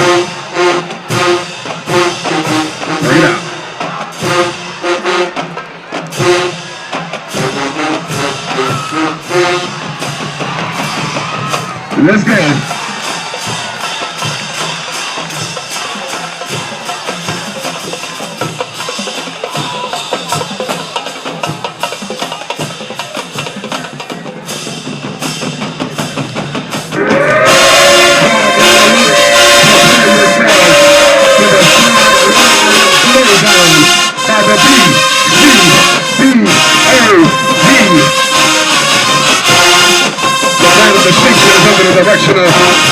H. Ray Johnson, Assistant Band Director Ronald P. Blue, Percussion Coordinator Tariq Foster, Auxiliary Coordinator Sharif Austin, Divine Circ Instructors. Company to fix my credit. Hold the phone, man. You can do it yourself with Credit Versio. That's way too hard. Call the credit repair company. Most credit repair companies only work on 1 or 2 accounts at a time, making it slow and expensive. You won't figure that out for months. Ignore him. Credit Versio's brilliant software scans all 3 credit bureaus, finds the accounts that are hurting your score, and guides you through the entire process. Anyone can do it. Let's fast forward and see the results. Wow, I fixed my own credit and saved hundreds. You can do this. Visit creditversio.com.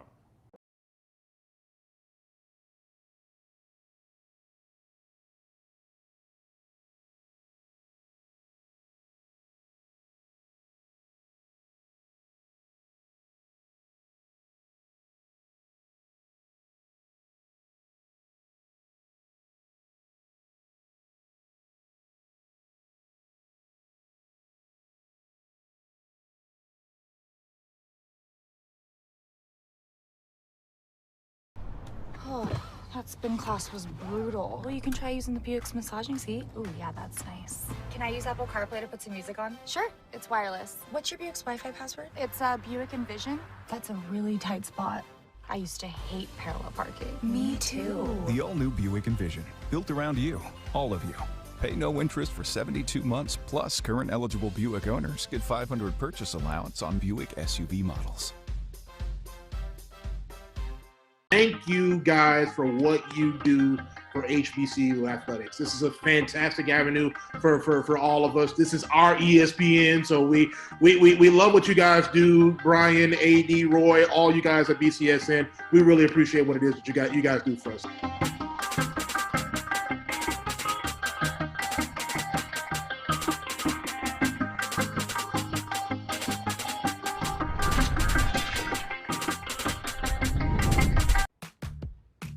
Nope. Nope. Come on, him? Ooh, I like him.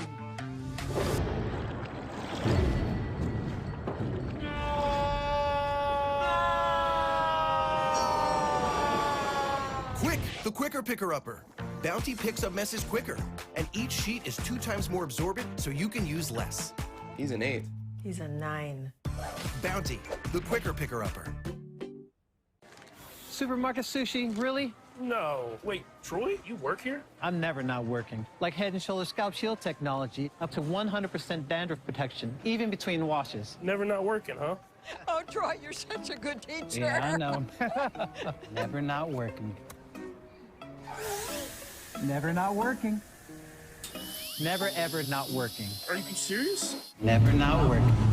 Dandruff protection that's never not working. Head & Shoulders Scalp Shield technology. Following my mother's footsteps definitely led me to Shaw University. On a college tour, she's like, oh, look, DJ, that's the McDonald's I used to go to. It ended up being a place where our band members would get to know each other outside of the band room. Oh, you. It's definitely like our student union. But we're fraud. For our crew to go to that same McDonald's she went to, I wouldn't want it any other way. When we invest in ourselves, we're investing in what's next for all of us. Growing, creating, making moves that move us all forward. Together, we are Black beyond measure. Time to call a credit. We hope you enjoyed that halftime presentation from the Miles Purple Marching Machine and the Benedict Marching Tiger Band of Distinction, live here at Charlie W. Johnson Stadium here on the campus of Benedict College in Columbia, South Carolina. It's a beautiful Saturday afternoon.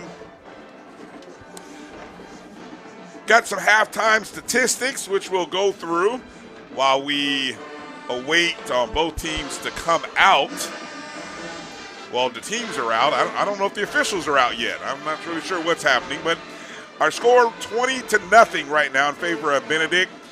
First downs, Miles with 6 first downs, Benedict with 5. Rushing yards, net. Total, Miles with 48 net yards on 28 attempts. Benedict with 15 yards on 11 attempts. Passing net yards, Miles with 25, Benedict with 59. So if you want to do the total numbers, neither team over 100 yards net. Miles with 36 plays for 73 yards, Benedict 20 plays for 74 yards. This has been a lot of punts for both teams, as Miles has punted 4 times for an average of 29.5, Benedict 3 times for 36. Miles has committed 4 penalties for 51 yards, Benedict 1 penalty for 15. Time of possession, Miles 20 minutes 53 seconds, Benedict 9 minutes and 7 seconds. And we talked about that coming into this ball game. Only Kentucky State has controlled the time of possession at a higher rate in the SIAC than Miles. I think that trend will continue. On third down, Miles is 2 of 9 on third down. Benedict 2 of 5. In the red zone, Benedict is 1 for 1 on the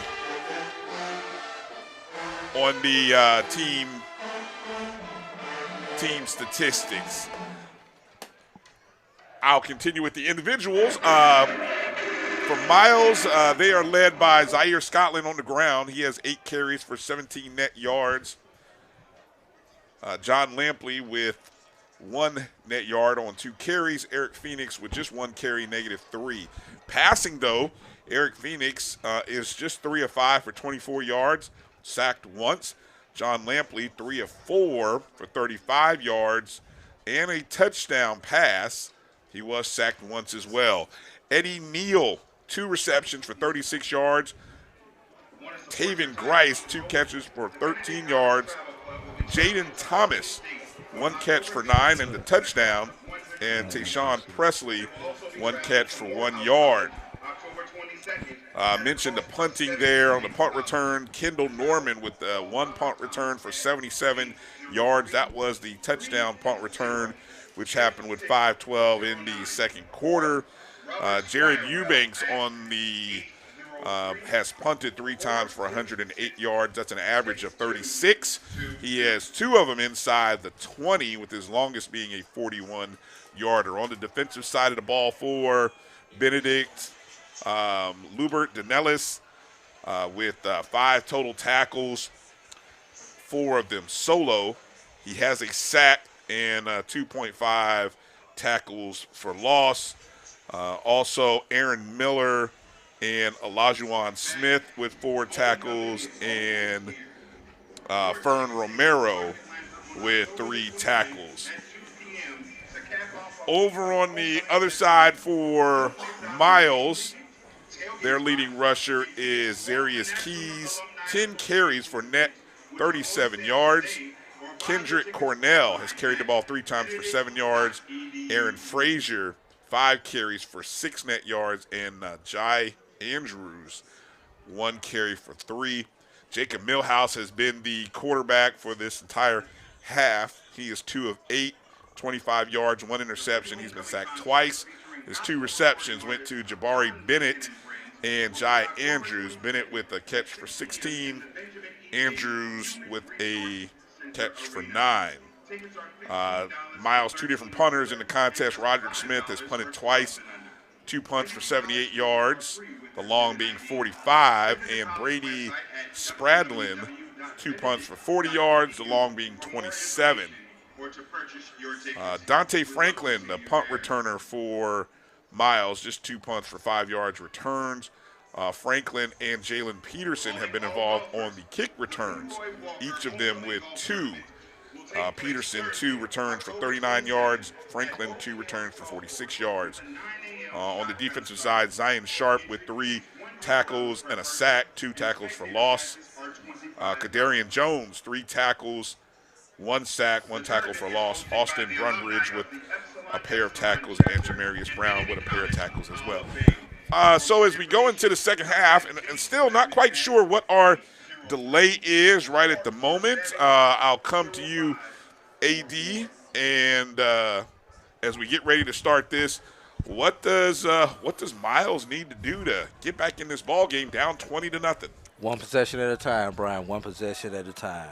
One thing to note is Zarius Keys has 37 yards rushing on the day.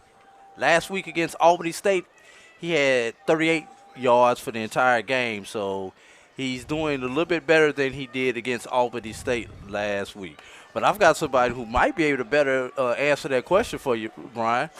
And that is the current athletic director at Miles, who may be able to tell you what his team needs to do to get back into this game, Mr. Fred Watson. Fred Watson is a Benedict graduate, played basketball at Benedict, now working for the other purple and gold right now. Fred, how's it going? Man, it's going great, man. I feel blessed to be back home. Always good to be back home, man. Are they treating you right or are they treating you like the enemy? That's the question. They treat me like family, man. We always going to be family. Benedict is part of my heart. All right. You've watched that game. I saw you over there on the opposite sideline. What have you seen as an athletic director for your team? Just the explosive plays and the mistakes. We gave up a big play on special teams that can't happen. And backed up deep on our own end. We put the ball in the air and got for a pick six. So if we get away from those things, we're actually controlling the game or playing even with them right now. And that's Kendall Norman with the opening kickoff return from inside the 10-yard line all the way out to the 39. And Mr. Norman making a strong case for SIAC Special Teams Player of the Week with his performances thus far. And normally we don't bring the opposing athletic director in on these broadcasts, but since you're a Benedict legend, we decided we had to bring you on. So even though you went to the school, tell us about some of the exciting things going over at Miles College. We got a lot of great things going on, a lot of new initiatives. Obviously, our football program is coming, and we're going to be good. We still got a chance to win our division, so that's still in front of us. Our volleyball team is almost triple their wins. Basketball is on deck. We're going to be solid and competitive. So there's a lot of great things going on, man, and just come out and support. And for those who do not know, Fred Watson is also the head men's basketball coach there at Miles College. We've got an inside handoff right there. John Lampley starting at the quarterback position for Benedict, and that was Taven Grice on the carry. Pickup of about 4. It's a quick pass into the flat to number 12, Jaden Thomas. And he's going to come up maybe a yard shy. A little bit of extra curricular wrestling going on down there. Wrestling? Is that with an R or with a W, Brian? Ball spotted. It'll be 3rd and 2. Ball spotted at the 48-yard line for Benedict. Brian Fulford, A.D. Drew, and Anthony Robertson here on the broadcast. Tell you what, man, it's always great talking to Coach Fred Watson. I've been around Fred since.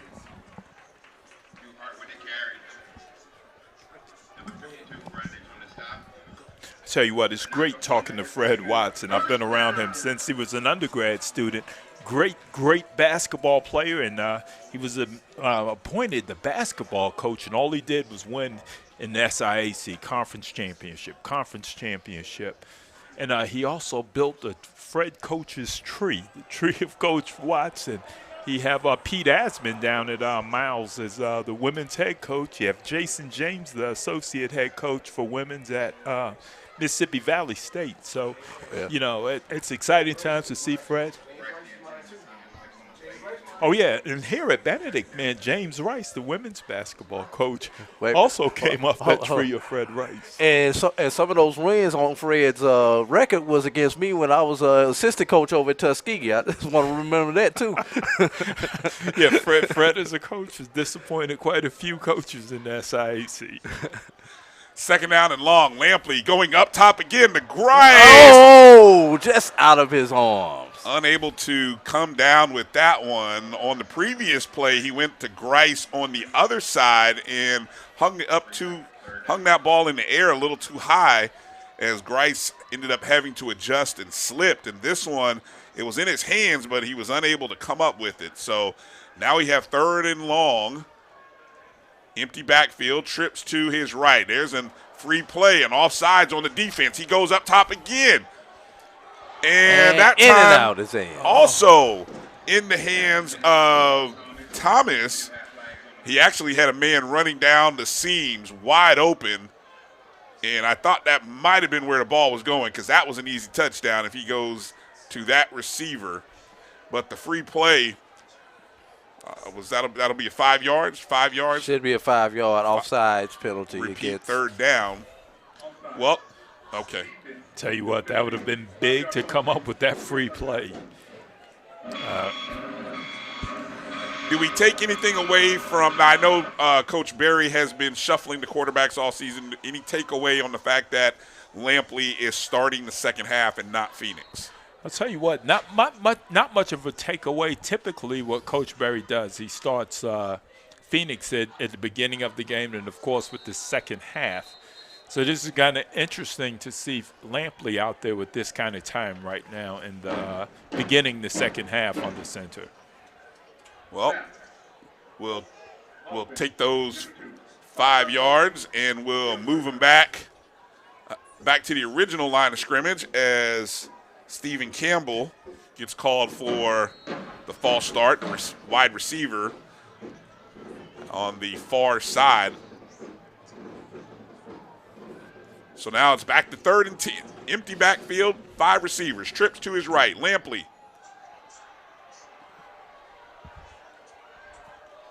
tries to draw the defense, possibly offsides. He'll check over. Come back with the play here. Blitz up the middle. Lampley going up top. He hung it back foot. Nearly intercepted. But unable to cleanly come up with that was number 38. Tell you what, that throwing off the back foot the way Lampley did normally leads to what coaches don't like to see, and that's interceptions, man. That's lucky for Benedict. Number 38 there, James Sawyer couldn't control that football. I have a feeling Coach Berry came out with the express purpose of wanting to throw the ball downfield as, 4 or 5 plays in that possession were definitely longer than 10, 15 yards. So back to receive for Miles, number 84, Dante Franklin. And that ball's going to bounce. God, that is a heck of a punt right there. Beautiful punt there by Jared Eubanks. Tell you what, we're talking about number 84, Kendall Norman possibly being maybe SIAC Special Teams Player of the Week. Eubanks over there is doing a pretty good job with landing these punts himself. Yes. I noticed he didn't rugby style that one. He more traditionally kicked that one, and that one died right there, or hit the 4 and wound up 9 on the 5. You bet, man. He mixed up his punts, and you're right on point with that, Drew. All right, Jacob Millhouse is the quarterback for Miles. Single receiver, or back to his back. He decides to keep it.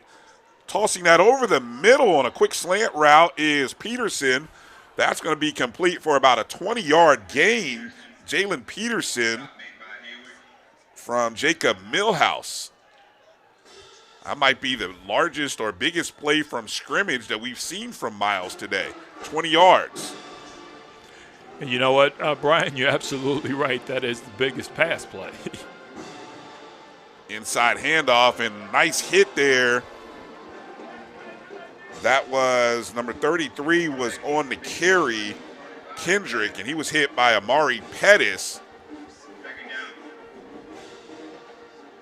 Tell you what, Amari Pettis brought the heat on that particular tackle.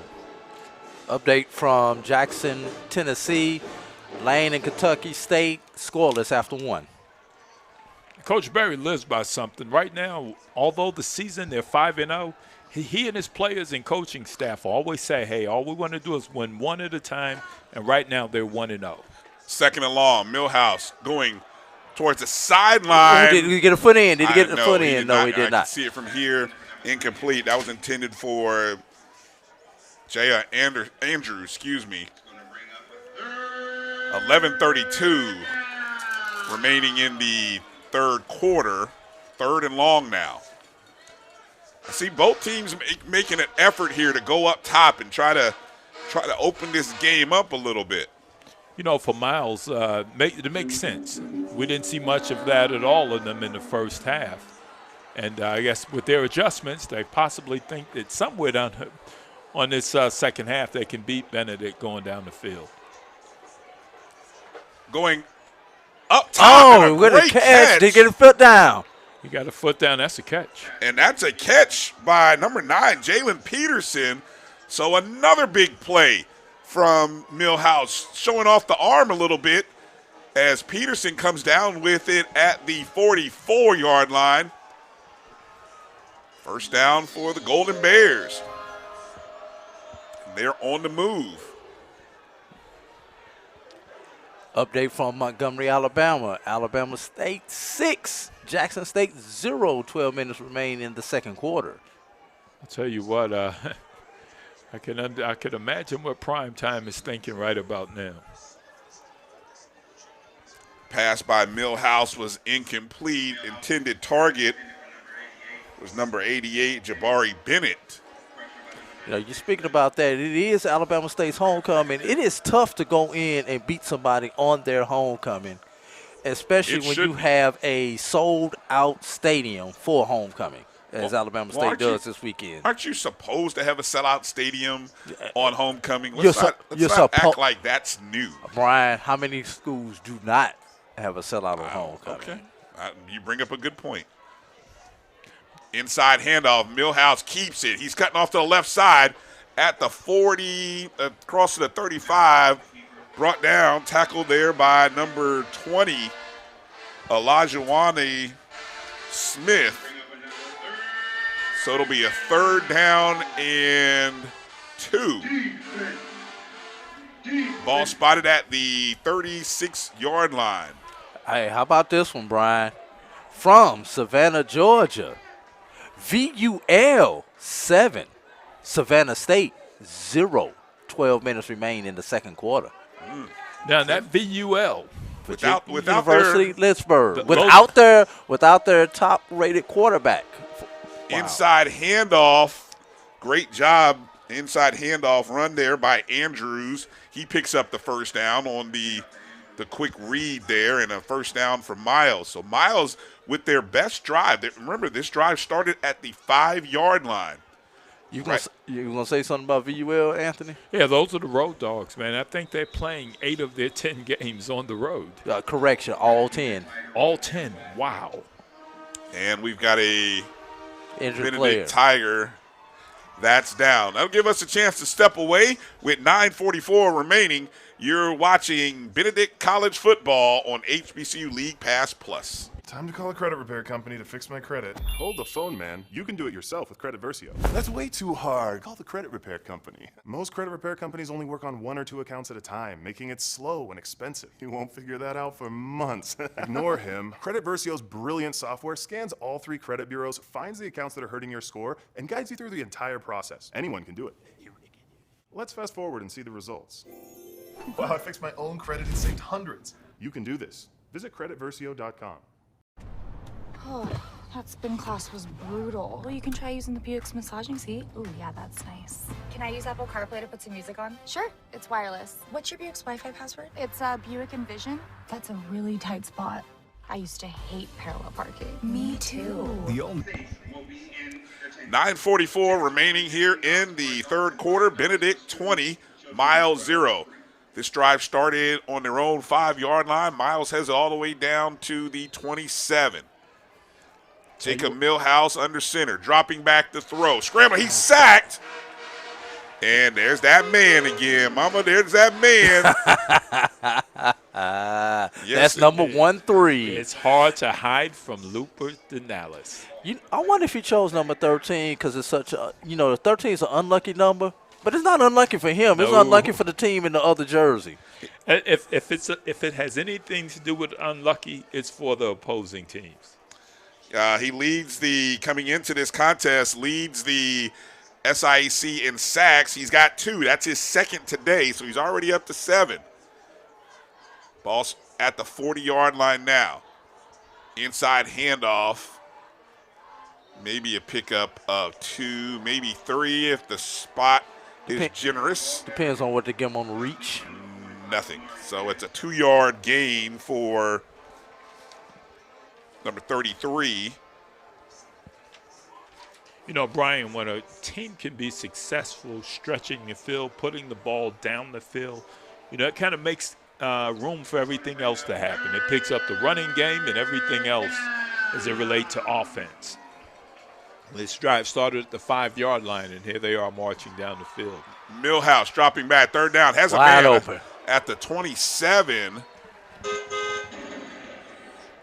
And that was Peterson with the hit and the tackle there made by number 5. It's Joshua Haywood. Hadn't heard much of his name, but Joshua Haywood from Johns Island, South Carolina, West Ashley High School, man. Coach Berry is very, very, very high on him. 7:50 now to play. 4th down and 5. Miles needs to get to at least the 23-yard line, maybe a little bit past it, in order to keep this drive going. Looks like Keys is the single back to Millhouse's left. He's dropping back, looking, going towards the end zone. He has a man, but he overshoots his target. The intended receiver. No flags, no flag. Yeah, the intended receiver was number 84, Dante Franklin, and he was throwing into double coverage, so not quite sure that was the best route to go on a 4th and 5, but it's a turnover on downs with 7:25 to play. That's a big win for the Benedict defense there. The way Miles College was moving the ball down the field and for them to come up and stop them the way they did, nothing but a win for the defense. Final from Wilberforce, Ohio. Fort Valley had their homecoming spoiled last week, so they had to do it to someone else as they defeated Central State on their homecoming 32-17. And anybody want to take a guess at how many Virginia Union scored today? Virginia Union, I'm going to take a guess, maybe 55. I'm going to go 65. Well, Brian, you would be incorrect. Both of y'all should have taken the under. They only got 49 today against Elizabeth City as they shut them out 49-0 on their homecoming in Richmond, Virginia. More impressive, another shutout by that team. That pass from number 3, Lampley, was to Grice. That was only a pickup of about 2. So it's 2nd down and 8. Ball spotted at the 30. Bunch receivers to the right. Lampley dropping back. He's looking that way, looking. Hold on to it, and he's holding on to it way too long. And he is sacked by number 35, Quincy Nelms. But there is a flag, possibly holding, if I'm guessing, as an unofficial junior referee here. I would give you that one and then some on that one, Brian. On the sack, though, let's see. The sack may only be a loss of about 3. 2 or 3, so you probably want to take the penalty. Sorry about that, Mr. Nelms. We'll have to take that sack off the board for you. Another final, Brian. West Virginia State 46. West Virginia Wesleyan 21. West Virginia State having a good season so far in the first half of the year. Yes, that's the alma mater of our Benedict College president, Dr. Rosalind Clark Artis. She's a graduate of West Virginia State University. Okay. So 2nd and forever, ball spotted at the 15. You know, it's these kind of drives that kind of tell what your quarterback is going to be all about, because there certainly should be some passing here. Lampley and shotgun. He gives the inside draw to Scotland. And he's hit by number 51, William Hardy.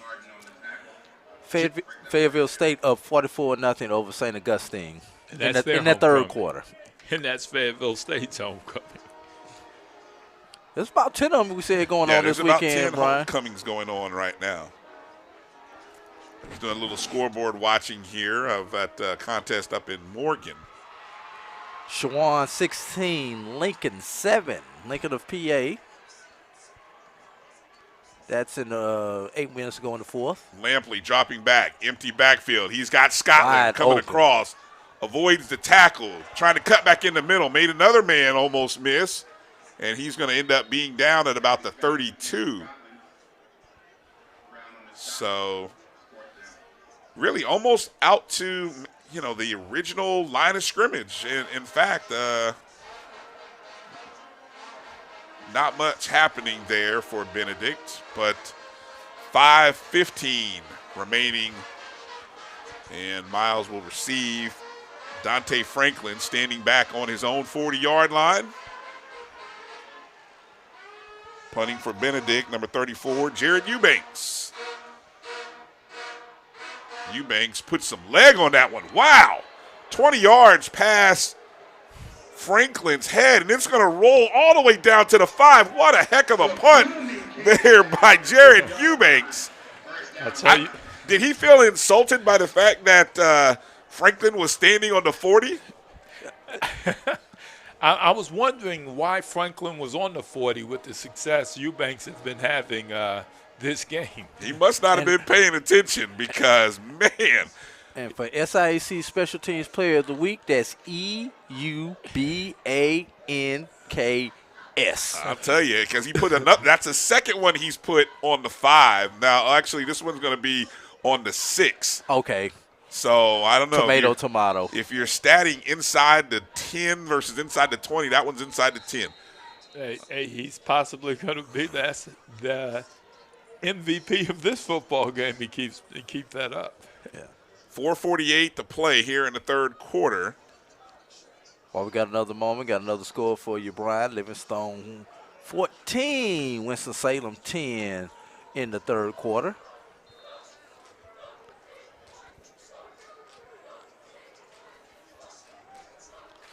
First and 10 here for Miles. Cornell Kendrick is the back. He's going to take the handoff, and they're going to rugby style try to move the pile forward, and they only pick up maybe 3 yards on the scrum. And when you have that kind of scrum and then you see hands start going up, that's letting you know that it might have got a little extracurricular in there. As guys are saying, wasn't me. Brian got one upset on the day, Brian. Hold on just a second, Mike. Okay, go ahead with that upset there. From Charlotte, North Carolina, Johnson C. Smith, 22, Shaw, 18. Wow, that is an upset. Wow. Inside handoff again. There's some room on the left side. 20, 30, up the sideline. 40. Takes on a defender, and that is Cornell Kendrick on the run. And so, Miles is putting together big plays. It looks like Miles is beating Benedict at their own game by using multiple running backs, keeping the running backs fresh. Now it's time to start going with the hot hand as the quarterback keeps on that one right there. Millhouse keeps it. Did a good job of diving forward and not sliding because he ended up picking up about 4, maybe. I thought that's a bad spot. They only give him a spot to the 45. He was past the 45 when he landed with the ball. That's amazing. So it ends up being only a gain of 3. 2nd and 7. 3:12 remaining in the quarter. Millhouse keeps. Throws sidearm, and he hit his man, number 82, Taj Lee, and that's a first down. Little misdirection there as they fake the handoff, and then Millhouse goes with a little sidearm toss. So they're in the Benedict territory again at the 47-yard line. Blake Speed is the tailback. Millhouse going deep, up top. He's got a man, but he overshot him by about 3 yards, and then here comes a late flag. The intended target was Jai Andrews. It may be an area of defensive holding right there, Brian. Tell you what, Miles have been successful moving the ball, but they can't close the drives out. They cannot. They're stalling, and that bodes well for Benedict. But there's a lot of concern on that Benedict defense today. But that's one thing I've noticed about Benedict's defense also. You could pick up some chunk yards in between, like, it was defensive holding. Between, like, the 35s, but once you get inside the 35s or the 30, that defense really locks down for Benedict and refuses to give up touchdowns. You're right on point with that, Drew. An uncharacteristic game for the Benedict defense in terms of yardage-wise. And I say that because Benedict leading the conference in total defense, allowing the fewest yards. And this, statistically, when you go to the box score, this may look very odd. So here we go, 2nd and 10. They go reverse. Nearly tie. It is. What a great play there by number 99, Curtis Williams. He smelled it, and he just put a big paw out there and pulled the receiver down. That's going to be a loss of, let's see, do the math here, guys. 10, 15, is that about almost 15 yards? About almost 15, Brian, and it was goodness. nothing like the way Curtis Williams broke down, made the tackle, and refused to give up on that tackle. That's going to look good on the statistics when you see tackle for loss and the yardage. That loss is about 13-14. Hey, Brian, remember on this play, they have got to get to the 37 for the first down, not the 47. Millhouse rolling left, throws towards the sideline and into the bench area. That was 3rd and long on their own 41. So I'll tell you what, there might be a flag. Oh, there's a flag in the middle of the field, or that might be some. It's probably offensive holding or chop blocking. That usually in that area, one of the two. That's kind of like the trend for Miles. It's what we've been seeing on that same type of offense, but now we're seeing here, and there's no flag, no penalty on that play. All right, well, that drive comes to an end. So with 142, Miles will have to punt. Drew, you called it right. Big chunks, and then the Benedict defense locked down on him. Kendall Norman, the 5'5 freshman from Spartanburg, South Carolina, standing back on his 15. And that ball's going to go out of bounds. That might have went out about the 35 or 40 by the time they come down and spot it. Well, let's see. The official passed the 30, up to the 35. Yeah, they spotted the 35-yard line. So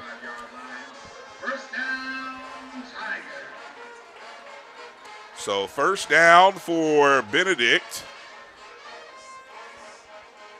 And we're going to have a quarterback change for Benedict, and it's Eric Phoenix who's calling the plays here. Jackson State just took their first lead of the day. They are now up 7-6 on Alabama State. 7.5 minutes to go in the half. Bit of a pistol formation. Now Scotland moves to the left of Phoenix. Inside, Scotland. Big hole up the middle, across the 50. Gain of about maybe 15 yards there. Right at midfield, exactly 15 yards. 1st and 10. Tempo here. Phoenix, another handoff to Scotland. He goes left. Back up the middle. Stacked up after about 2 or 3 yards by a few guys in white. Looks like they're being generous with the spot. They give him out to the 47, gain of 3. And that previous play was the longest run by Scotland, and Miles have been keeping them in check most of the game. Both offenses are picking up big plays here. Phoenix dropping, going deep downfield, intended for Grice. Grice tried to jump for it. Unable. Grice is going to come. He looks like he's a little hobbled as he kind of hobbles his way. Got caught up under him when he jumped and landed. Yeah, that's a tough jump and land for Grice. Grice only 5'9". You'd like to see maybe that play go to one of those bigger receivers that Benedict has on the roster. Nonetheless, 3rd down, and we'll say Says 7 on the scoreboard, so that's what we'll call it. Phoenix dropping back. Looking, goes underneath, and that pass was completed to Reginald Harden. Tackle on the play by number 20, Jarius Grayson, and let's see where they spot that. Hey, Brian, would you believe me if I told you Miles has more yards of offense than Benedict does at this point in time in the game? I would. I felt like right now, if the game continues in this trend, statistically, we'll look at the stats and say Miles could possibly have more yards than Benedict, but if the score holds, they may not have any points to show for it. 26 seconds remaining. There's a flag in the middle of the field right on the Tiger logo. So let's see what the call is. Personal foul, face mask. I'll tell you what, I agree with you, Brian, in that question from Drew. Benedict's offense, quite frankly, just hadn't looked good today. No, it hasn't. And Miles has been quite impressive at this point. However, like you said, on that scoreboard, we see 20 points for Benedict and none for Miles. And anybody want to guess what number punt this is combined between these two teams? I'm going to say 10. Say 13. Split it, y'all. We had one high, one low. It is his punt number 11, assuming he gets it off. Looks like they had a punt rush that time. And there's another one inside the 20. Oh, man. Inside the, three inside the 20. Unbelievable. Go ahead and check the box. Check the box, Anthony. I checked it. Hey, look. I'm telling, just give him the SIAC player, the special teams player of the week. Yeah. Jared Eubanks' punts have been on point, and that in itself, Drew, may be the factor as to why – Miles may have the yardage. Because they've had to go a long way every time they've gotten the ball. Yeah, they get to about maybe midfield, and then it comes to an end. So that's the end of the third quarter. We get ready for the fourth. Benedict 20, Miles 0. Let's get ready for the fourth quarter. 4 fingers up. You're watching Benedict College football on HBCU League Pass Plus. Oh, that spin class was brutal. Well, you can try using the Buick's massaging seat. Oh, yeah, that's nice. Can I use Apple CarPlay to put some music on? Sure, it's wireless. What's your Buick's Wi-Fi password? It's Buick Envision. That's a really tight spot. I used to hate parallel parking. Me too. The all-new Buick Envision, built around you, all of you. Pay no interest for 72 months, plus current eligible Buick owners get $500 purchase allowance on Buick SUV models. Thank you guys for what you do for HBCU athletics. This is a fantastic avenue for all of us. This is our ESPN, so we love what you guys do. Brian, AD, Roy, all you guys at BCSN. We really appreciate what it is that you guys do for us.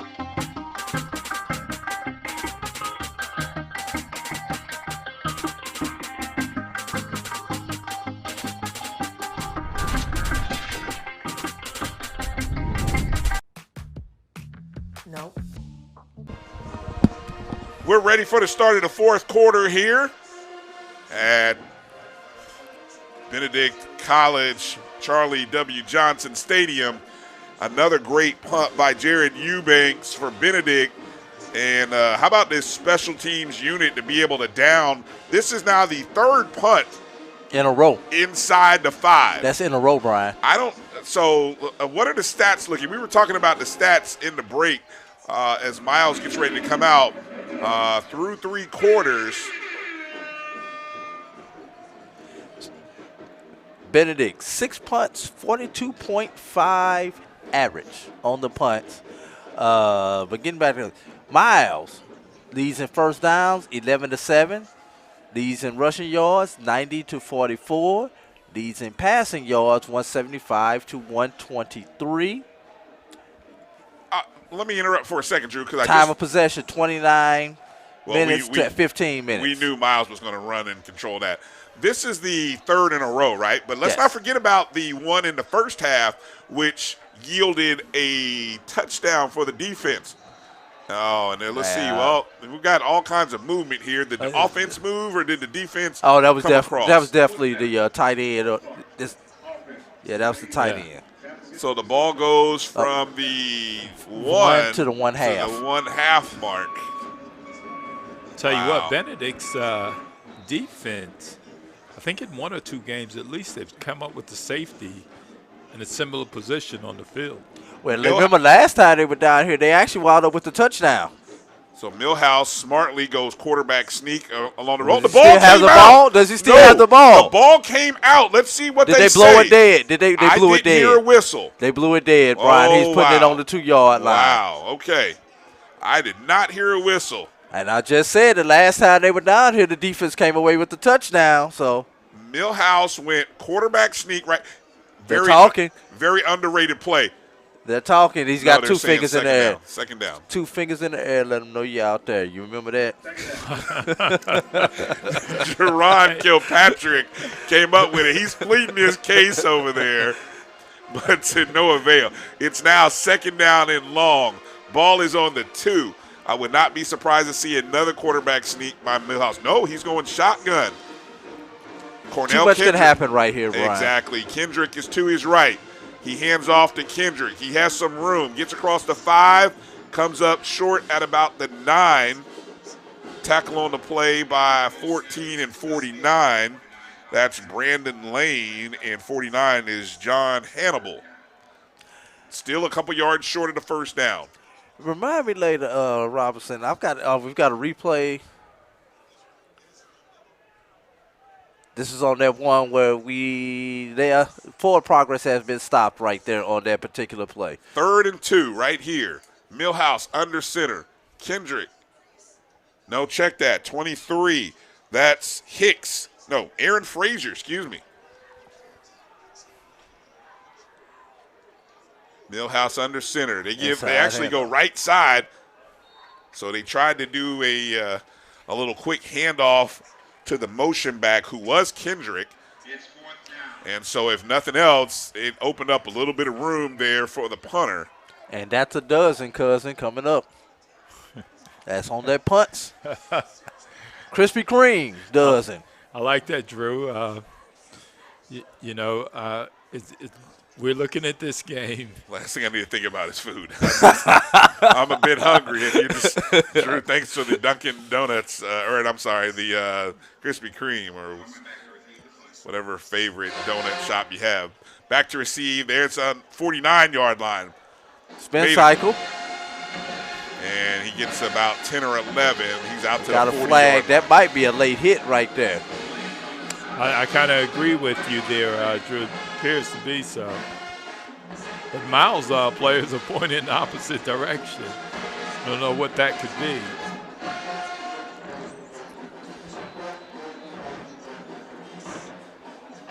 Yeah, they're going to say it's against the receiving team. Yep, that takes my theory off the board.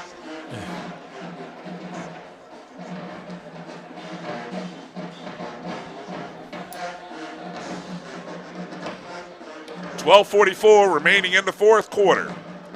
Benedict looking to move to 6-0. And, of course, this is one of those conference, non-conference games. Depends on which side of the coin you're on, Brian. I was referring for Benedict. For Benedict, it is a conference, non-conference game. Does not count in the conference standings. However, for Miles, though, this one does count on their standings. I'm not even going to try to explain that for you folks who might be watching, so don't ask. You have to catch us on the podcast and see if we can even explain that to you. 12:44 remaining. Eric Phoenix. Scotland. Phoenix decides to drop. Fumble. Ball's on the ground. Still on the ground. It's recovered by Miles. Recovered by Miles. Yeah. That'll be Amari Pettis who comes up with it. So that's going to be Kadarian Jones. There's some laundry on the field, though, so let's hold on. Holding against the offense. That'll be declined. Decline. So a big break for Miles. You know, Anthony, we talked about how Benedict's offense really hasn't looked sharp today. And case in point, first play out, and they fumble. Yeah, absolutely. I don't know. They're stalling. They're not fluid looking. For a better choice of words, they've been kind of rusty today. But you know something? I've seen this Miles team 2 weeks in a row. Maybe it's not the offenses because they did Albany State and now Benedict. Maybe we need to give the Miles defense some credit for taking those offenses out of their game. Tell you what, Drew, Miles, great point. You could tell they've done that film study. Because everything Benedict throw at them, Miles ready for it. Millhouse going up top. Great catch. And that's a completion there to number 9, Jalen Peterson. That's going to be down to the 22-yard line. I'm sorry, I had to laugh. The ball boy hit the referee in the head with the ball, tossing him a new ball because the referee was looking for the old ball. But I'll tell you what, you don't want to let a team like Miles hang around. Kendrick. Well, the thing is, it would be tough right now for Miles to get 3 scores on offense. But if the defense picks up a score along with the offense, now we've got a brand-new ball game. Carry by Cornell Kendrick. John Hannibal on the tackle, loss of 1. So second down and 11. Kendrick is the solo back next to Millhouse. Millhouse dropping, going to his right towards the sideline. And out of bounds is Jai Andrews. They picked up about,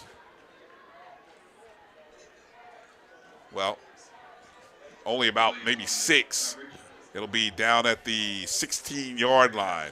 Third down, needing to get past the 12. Needing to get to the 12. Yeah, Miles is a very, very good team to be 1-4. It's one where you could say, don't let the record fool you. A lot of hand contact. Yeah, there's a flag. You knew they were coming out. Yeah, they look like that.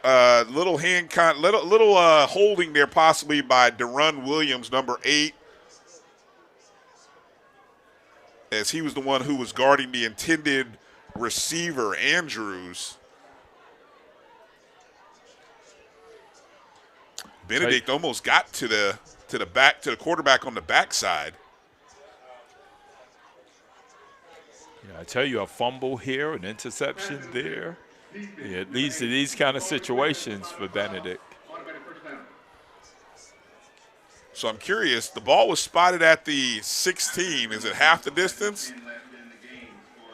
Yes, yeah, it is. Okay, so ball is now spotted at the 10. First and goal, 11-10 remaining. Millhouse in the shotgun. Kendrick to his right. Oh. And intended in the corner for, that was intended to number 9, Peterson. And Miles' quarterback, Millhouse, has just been a little bit off on all of his targets today. And, Millhouse, being off, the receivers are there. They're in front of the defenders, and like you said, he's just outside of it. Millhouse goes slant route to Peterson. There was 3 receivers left, and he gets to about the 5-yard line. 10:56 left. So it'll bring up third and goal now. Ball is spotted at the 5. Is this 2-down territory? Yes, it is. You're down 20-0, under 11 minutes remaining in the ball game. Not only is this 2-down territory, but you have to start thinking about if you score here, do you risk going onside this early, or do you play defense? I thought you were going to say you're going for 1 or 2 after the score. No, you go for 1 right now. You don't go for 2 yet. And there's a tackle for loss. Great job by number 20 on the tackle there by Elijah Smith. A loss of 5 yards. And looks like Shea, does he call the kicker back? No, he's sending the kicker out. With that tackle for loss right there, now you pretty much have to kick the field goal. If that's inside the 5-yard line, you go ahead and go for the touchdown. You know what? And even with this, if that field goal is good, That's still a win for Benedict's defense. But the thing is, for Miles, it gives you confidence because now you've gotten that goose egg off of the board. 27-yard attempt for Jackson Spradlin. Through the upright. And, yes, it is good. So feels good to be have that 0 off the board for Miles, and I could imagine. That's probably what is at play. You know, some people may look at it and say, why go for a field goal? You're down 20. Well, you get this donut off the scoreboard. Anything's possible. Let's step away for a moment. 9:43 remaining in the fourth quarter. Benedict 20, Miles 3. You're watching Benedict College Football on HBCU League Pass Plus. Nope. Nope. Come on, him? Ooh, I like him.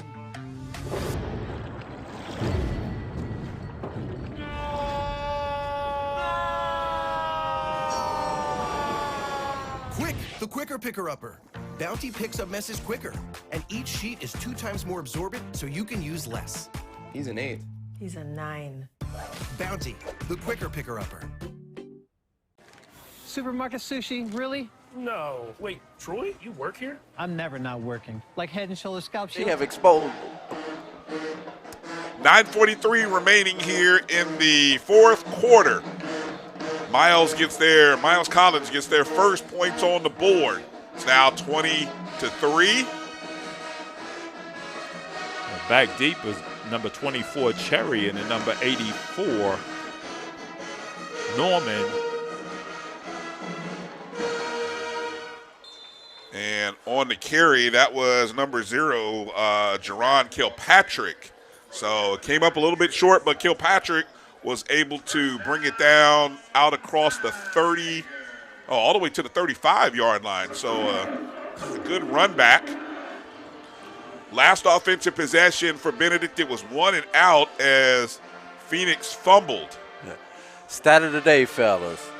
Benedict has 131 yards of offense. 44 of those yards came on that 1 touchdown drive in the second quarter. They've possessed the ball. They've had 10 possessions.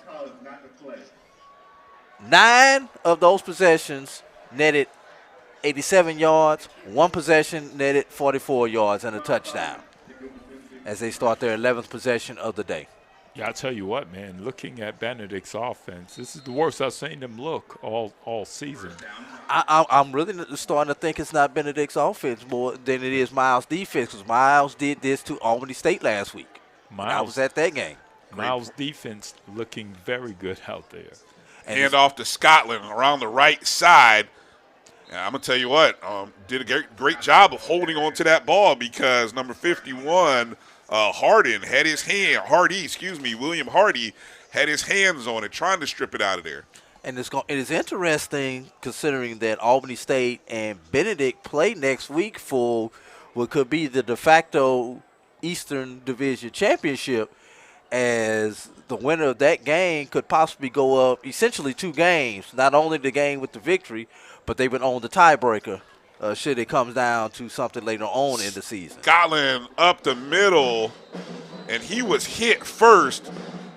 I'll tell you, the first person that hit him was number 19, Roosevelt Thompson, and it spun him around just enough for the rest of his teammates to get up in there, and that was a gain of maybe 2.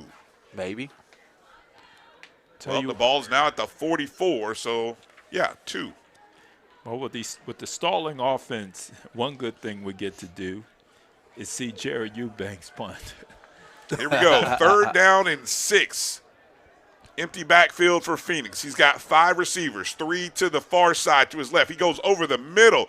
He's going to be short of the first. The pass was complete to number 86, Elijah Watson. Oh, no. They're going to give him a spot. Wow, that is a generous spot. They give him across the 45 to the 46. No replay in Division II I college have football. no idea what those officials were looking at, but he was hit before the 45. Hey, big break for Benedict. I know the coaching staff over at Miles is livid. Phoenix, he keeps it. Going up top to the sideline. Little hand check in there. Oh, got to watch the little extracurriculars there. Oh, he lucky didn't get one. That was across the heart, not the throat. If his hand is about 6 inches higher, that may be a flag for unsportsmanlike conduct, as that was close to the throat gesture. Stephen Campbell was the intended target on that, but it was number 38, James Sawyer, who Drew is mentioning that a little close there. 7:49 remaining. Phoenix. Oh, there's a fumble. Ball's on. The timing on that handoff to number 19, to Sean Presley, was off. Brian, I don't think he was trying to hand it off. I think he was trying to pull it out, and there was some confusion on whether to hand it off or pull it back out. Well, regardless, Coach Barry's seen enough, and he just made a quick change at the quarterback position, as now John Lampley is in there mid-drive. So it's 3rd and long. Lampley. Tell you what, to bring Lampley in, Coach Barry saw something bad. It was time for the quarterback change mid-drive. 5 receivers. Lampley dropping back, looking, pressured. Hit, brought down another loose ball, and Miles has it. Fumble. Well, I said it was going to take this defense keeping Miles in the game and creating the turnover. Kadarian Jones on the recovery, but the flag is probably holding. It is. The fumble is going to result in a turnover for Miles. Wow. Well, I'll tell you what, Drew, you've been saying it. It's that Miles defense. That Miles defense have been creating turnovers. 3-and-outs galore. 6:55, and Miles trailing 20-3. They'll start with the ball on the Benedict 33-yard line. That's a long run for that back judge. I feel for him. He had to come from about 50 yards the other direction. I do not want to have to make that jog. All right, here we go. 1st and 10.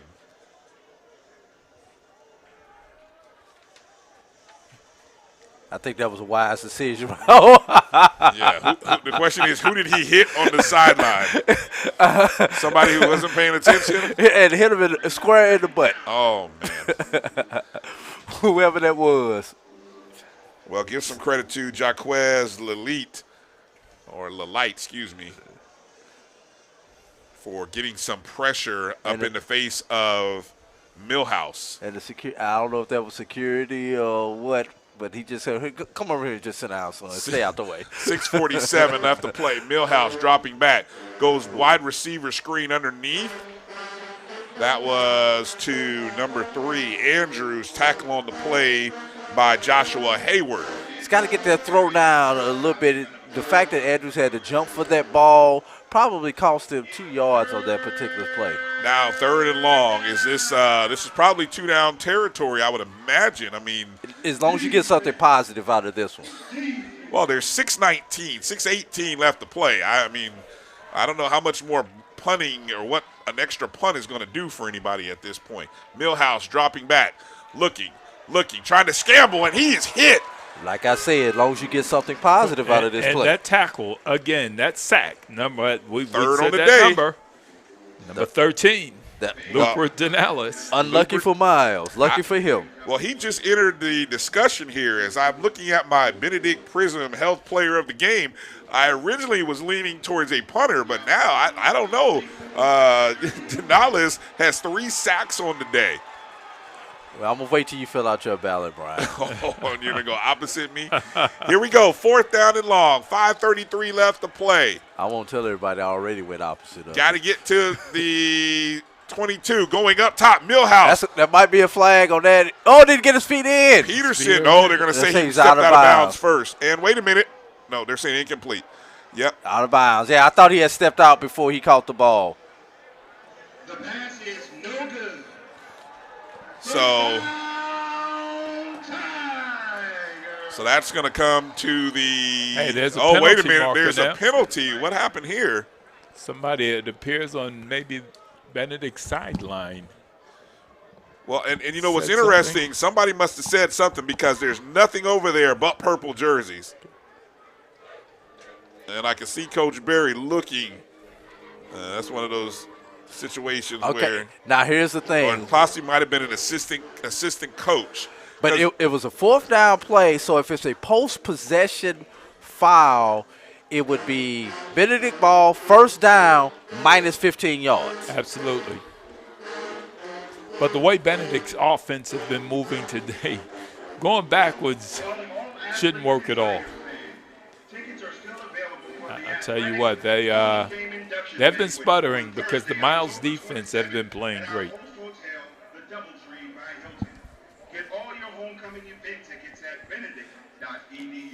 Okay, the referee is definitely pointing backwards.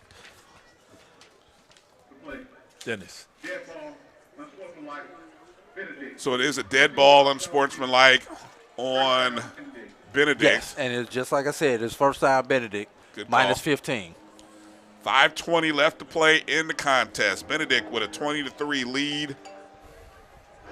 Be interested to see if we get the more traditional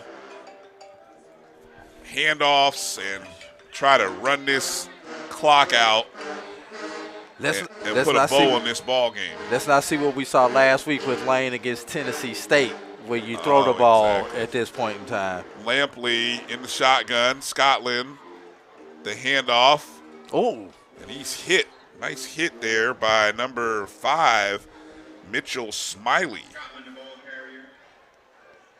Trying to take the smile off somebody's face with that hit. Drew, any updates on any SIAC football? Give me just a moment. I kind of got caught up in this one, but I will tell you that Savannah State and VUL are tied at 7 at the half. Could we be looking at the upset of the year, fellas?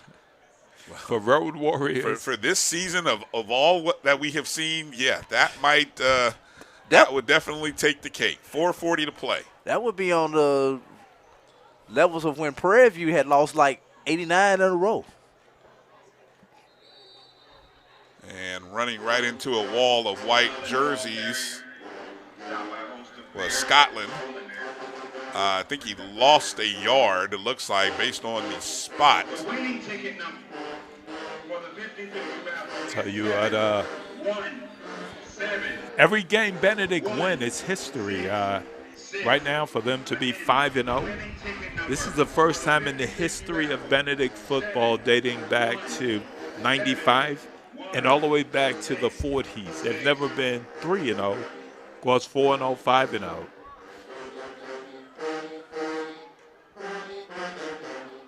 Pass into the flat to number 28. That was Jalen Taylor. Tackled up by Miles DB. He stayed in bounds. Loss of 3. But more importantly, the clock runs, and Miles will call their last timeout of the contest with 3:34 to play. Let's step away for a moment. You're watching Benedict College football on HBCU League Pass Plus. Supermarket sushi, really? No. Wait, Troy, you work here? I'm never not working. Like Head & Shoulders Scalp Shield technology, up to 100% dandruff protection, even between washes. Never not working, huh? Oh, Troy, you're such a good teacher. Yeah, I know. Never not working. Never not working. Never, ever not working. Are you serious? Never not working. Dandruff protection that's never not working. Head & Shoulders Scalp Shield technology. Following my mother's footsteps definitely led me to Shaw University. On a college tour, she's like, oh, look, DJ, that's the McDonald's I used to go to. It ended up being a place where our band members would get to know each other outside of the band room. You. It's definitely like our student union. But with fraud. For our crew to go to that same McDonald's she went to, I wouldn't want it any other way.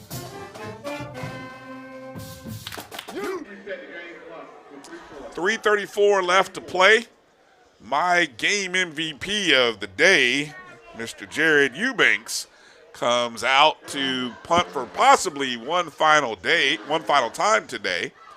Back to receive for Miles, number 8, Rodarius Brown, standing on the 30.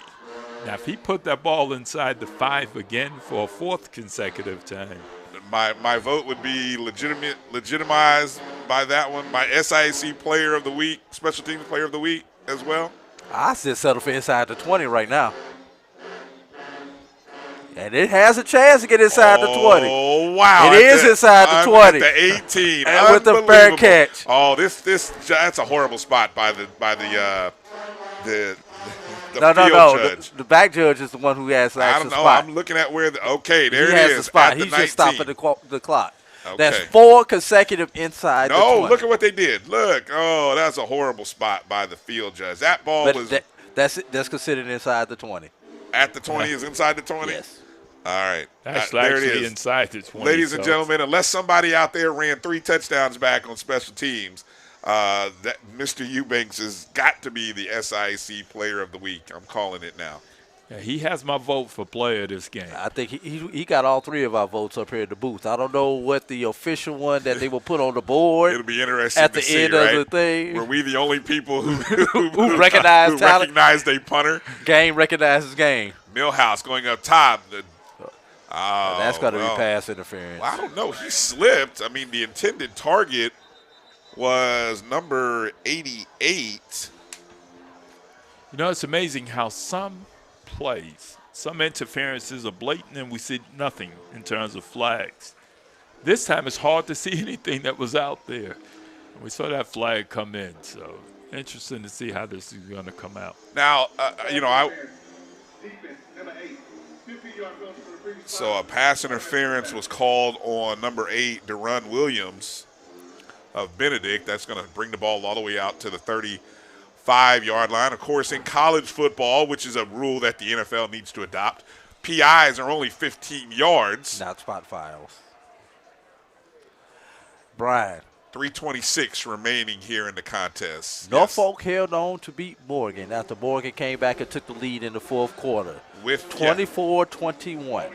I think the final minute is definitely something worth paying attention to. Spot foul inside of 15 yards, over 15, then it's 15-yard on the pass interference. Okay, thank you for the clarification. Yes. A.D. Drew, ladies and gentlemen, part-time official, among other things that he does well. 3:26 remaining. Millhouse dropping, rolling to his right, looking, goes and hits his target for maybe a pickup of 7. That was complete to number 88, Jabari Bennett. 2nd down and 6. Ball spotted at the 36. Millhouse. And right at the 40, the pass was complete to number 3, Andrews. Millhouse was fortunate because the ball hit him in his hands and he dropped it, but it bounced right back up, so he was able to get rid of that throw. 2:49 left in the contest. 4 receivers for Miles. Inside handoff. Tackled there by number 41, Dedrick Starks, just shy of the 45-yard line at the 44. Aaron Frazier is the running back. Now standing to the right of Millhouse. Millhouse dropping back. Pressure up the middle. Did he get rid of it? Yeah, he got rid of it. They call him. What are they going to call? He just gave a tip sign, so that means that whatever happens after that is legal because the ball is fair game. Denales almost had his 4th sack. Give him a quarterback hurry on that one. Give him a quarterback. Hey, he may be in play for Defensive Player of the Week. Hey, Brian, from right up the road about an hour away, Orangeburg, South Carolina, Florida A&M 20. South Carolina State Bulldogs still not on the board. Love to hear it. High in snap. the 4th quarter. Millhouse going up top. Oh, he's open. He's got he a can catch man. it. He caught it. And that's Andrews with a catch inside of the 20, gets all the way down to the 9.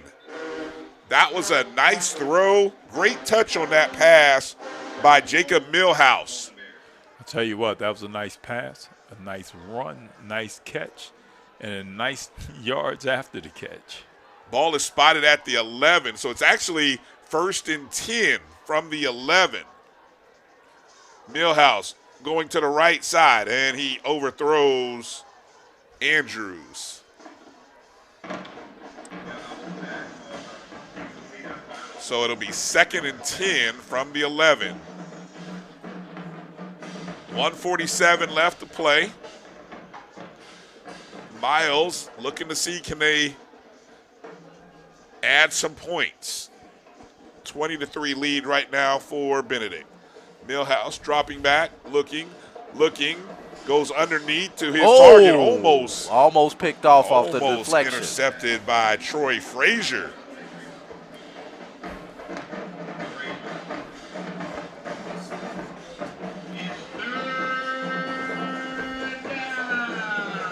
It's 3rd down, 1:41 left.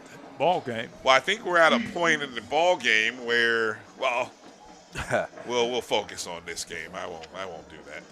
Millhouse dropping back, 3rd down, going left and intercepted in the end zone. Is he going to come out of there?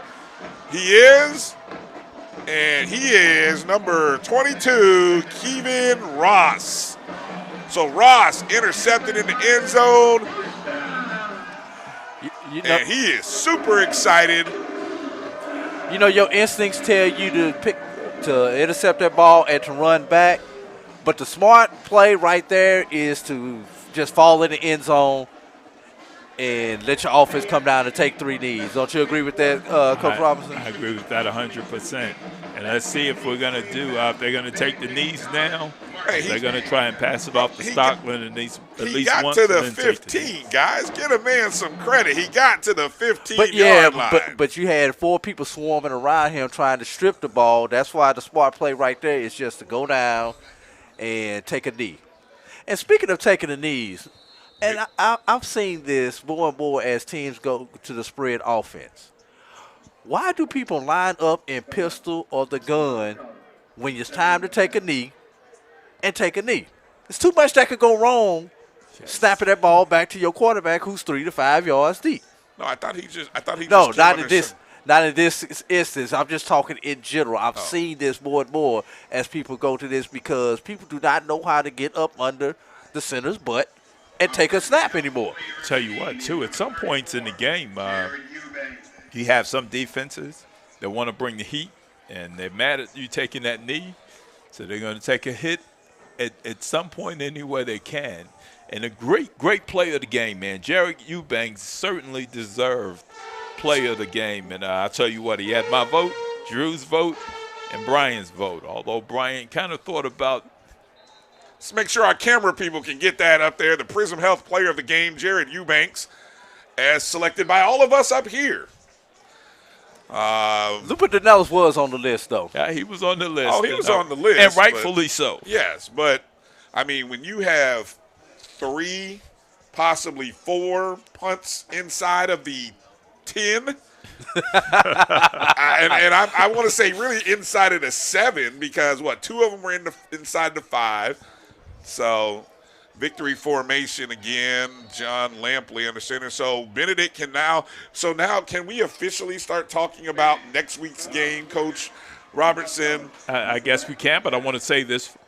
Hold on. I'm sorry. I got to correct you. He officially has 5 punts inside the 20, 1 of over 50 yards, and then 1 that was fair caught out of 7 punts. The bad part about that statistic is they don't account for the 3 or 4 that landed inside of the 7. So, to really show how far inside the 20. Show how dominant a punting game he had today. I mean, he had a game that punters went almost killed for, man. To do what he did today, that young man certainly deserves a Prisma Health player of the game. But I'll tell you, thinking about Albany State, it's time to do it now. Yep. And in a minute and 21 seconds, Benedict will celebrate being 6-0, and this is the first time ever in the history they've been 6-0. Of course, the first time they've been 5-0, but 6-0 sounds a whole lot better. It's 1 more game than Coach Berry won last year. He finished 5-5.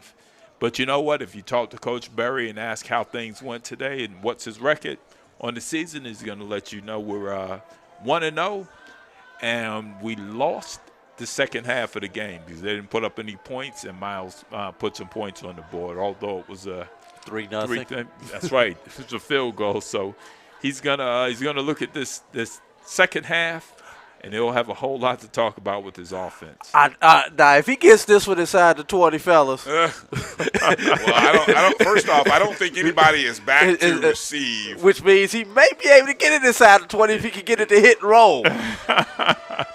Miles is bringing all 11, possibly even a 12th guy if they can sneak one on there. 32 seconds left. That's the delay. I mean, if he gets this one off with any kind of distance, he can get this one can roll for, 20, 30 yards after it lands. Benedict calls a timeout. So let's do that, gentlemen. Let's take it while we're in this break. Let's look ahead for Benedict. Obviously, the matchup next week versus Albany State. A big talk about shake the trees game in the SIAC East as Albany State's unbeaten. They're on bye this week, correct? No, Albany State has Edward Waters this evening, 6 o'clock in Jacksonville, Florida. Don't want to count it just yet. I mean, Edward Waters will come to play, but assuming Albany State wins, you've got two unbeatens playing in Division II playing that contest. Where is that game at? That is in Albany, Georgia. I will be in the house for that game next week, Brian, just to let you know. And the one thing about this, if you look at the SIAC statistical page, these teams are pretty much 1 and 2 in most statistical categories. There's a beauty. This is adding to the stat. This is unfair. Is it going to stay in? Oh, it rolled out of bounds. So, I'll tell you what, that matchup next week, though, Albany State and Benedict, two teams that are both in the top 5 of HBCU division. Well, HBCU football. They are number 2 in the Benedict is number 2 in the Black College Sports Network poll. Albany State is number 3 in the HBCU Pro Sports Media poll. Albany State is 2 and Benedict is 3. Consensus, you're talking the 2 and 3 behind Union, behind Virginia Union, and by far and away right now, most people would say consensus the 2 best teams through the first half of the season in the SIC. The one thing that the winner of that game will get is a leg up, as the Super Region 2 standings will come out probably the week after that particular game. So whichever team wins that one will probably be in that first group, and the other one will probably be on the outside looking in, maybe number 8 or number 9 in Super Region 2, which you must finish in the top 7 of Super Region 2 in order to make it to the playoffs. Final 18 seconds left. Miles with the ball going up top. This might be intercepted. Nope. Out of bounds. Intended target was number 3. Tell you what, here in Columbia, South Carolina, here at the Charlie Johnson Stadium, this was a big game for Benedict in terms of the fans. A lot more fans came out than traditionally had been coming out. And, those things kind of happen when you're 5-0 or 4-0, and things are happening that's never happened before for your program. Take my hat off to Coach Berry and his entire staff and the discipline of these players, although it didn't show it on the offensive side of the field today. And that's a winner, folks. Well, and that's the end of the contest with Benedict winning this contest 20-3. We'll step away and come back with a short post game. You're watching Benedict College football on HBCU League Pass Plus. When we invest in ourselves, we're investing in what's next for all of us. Growing, creating, making moves. The move is all forward. Together, we are Black beyond measure. Time to call a credit repair company to fix my credit. Hold the phone, man. You can do it yourself with Credit Versio. That's way too hard. Call the credit repair company. Most credit repair companies only work on 1 or 2 accounts at a time, making it slow and expensive. You won't figure that out for months. Ignore him. Credit Versio's brilliant software scans all 3 credit bureaus, finds the accounts that are hurting your score, and guides you through the entire process. Anyone can do it. Let's fast forward and see the results. Wow, I fixed my own credit and saved hundreds. You can do this. Visit creditversio.com. Oh, that spin class was brutal. Well, you can try using the Buick's massaging seat. Ooh, yeah, that's nice. Can I use Apple CarPlay to put some music on? Sure, it's wireless. What's your Buick's Wi-Fi password? It's Buick Envision. That's a really tight spot. I used to hate parallel parking. Me too. The all-new Buick Envision, built around you, all of you. Pay no interest for 72 months, plus current eligible Buick owners get $500 purchase allowance on Buick SUV models. Thank you guys for what you do.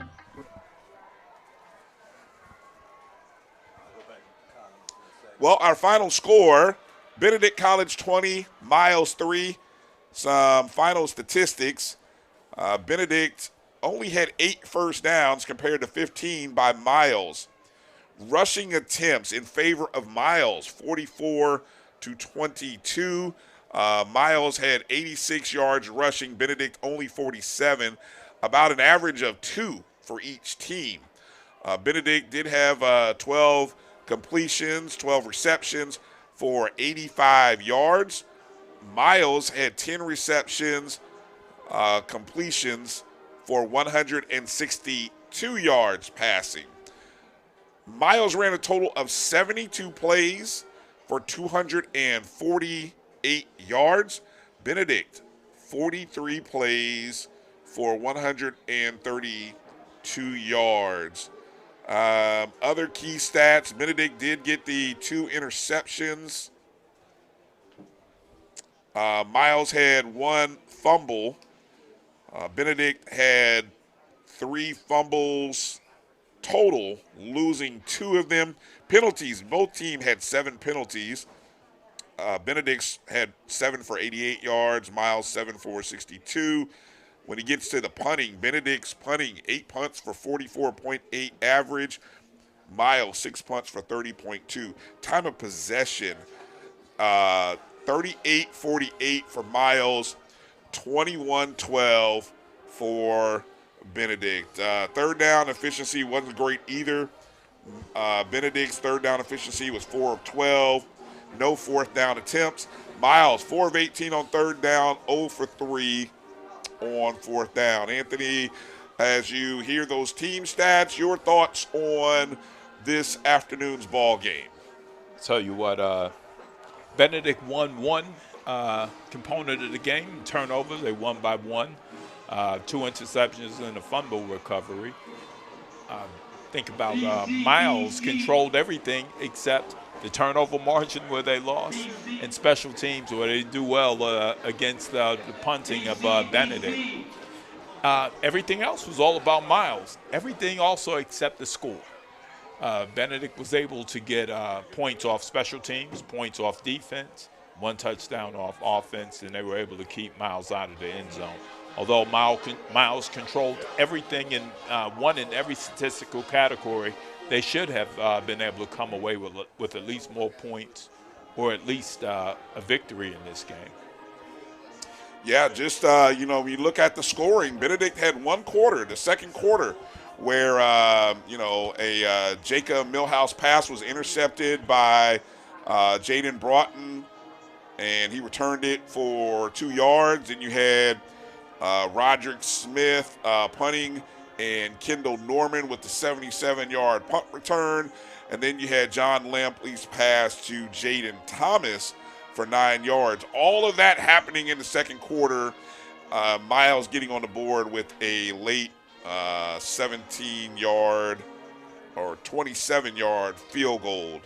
So not much in the way of offense, but great defense, great special teams, and sometimes that's what you need. So as you look forward to next week, Anthony, would dare I say biggest game in the past 25 years is next week? Without a doubt. I'll tell you what, Brian, probably the biggest game for Benedict in the history of Benedict. Wow. Benedict right now being 6-0 for the first time. And when they were 3-0, that was the first. 4-0 first, 5-0 first, and 6-0. Albany State has probably been there quite a bit of times. And I could imagine if they take care of Edward Waters, The Benedict game has been circled, and it's going to be a big one. And Drew, I know you're going to be down there, and I hope to see you down there. I've decided I'm going to take the trek down there myself and see what the Tigers can do against Albany State. I think they're the Rams of Albany State. The Golden Rams of Albany State. Well, hopefully the Tiger Nation and the city of Columbia, the student fan base will get to this contest. How many? Less than a 4-hour drive probably from here to. It's closer to 5. Well, okay, my mistake. 5, but hey, 5 is not bad. Posse up and load up the trucks and the cars. Just over 1 tank of gas. That's it. Hey, Tiger Nation should show up and be there and head to Albany for that contest. Drew, we've got some scores before we end the broadcast. Let's go through the score update. Let people know what the scores are looking like. And this comes to you, these scores come courtesy of Onadan.com. Starting off with games that have gone final first. Fort Valley State defeated Central State 32-17. Johnson C. Smith defeated Shaw 22-18. Shawan defeated Lincoln 16-14. Norfolk State defeated Morgan State 24-21. West Virginia State 46, West Virginia Wesleyan 21. Virginia Union 49. Elizabeth City State nothing. And for those games that are in progress, in the fourth quarter, Alabama A&M and Grambling are tied at 17 at Lewis Cruz Stadium. Livingstone 14, Winston-Salem State 10. That is also in the fourth quarter. Jackson State in the third quarter leads Alabama State 10-6. Halftime, Texas Southern 10, Arkansas Pine Bluff 6. Also early in the third quarter, Kentucky State over Lane, everybody, 21-7 in the third quarter. Wow. All right. Missouri Southern over Lincoln of Missouri, 31-7. Fayetteville State scored 54. St. Augustine has yet to score. That game is in the fourth quarter. Oh, I'm sorry, another game that has gone final. Maine 31, Hampton 24. Brian, I'm going to let you get an update on that. Hampton with a CAA win? No. Maine 31, Hampton 24. Okay, gotcha. Brian, I'm going to let you look up the Florida A&M South Carolina State game to let all our South Carolina people know what their score is. Savannah State just went up 14-7 on Virginia Lynchburg in the fourth quarter. And Bowie State is up on Virginia State 10-0. Upcoming tonight, game that is underway, no update on the score, Southern and Prairie View. Excuse me, no, that game just got underway at the top of the hour. Southern and Prairie View also start off at the top of the hour. Tennessee State, Bethune-Cookman.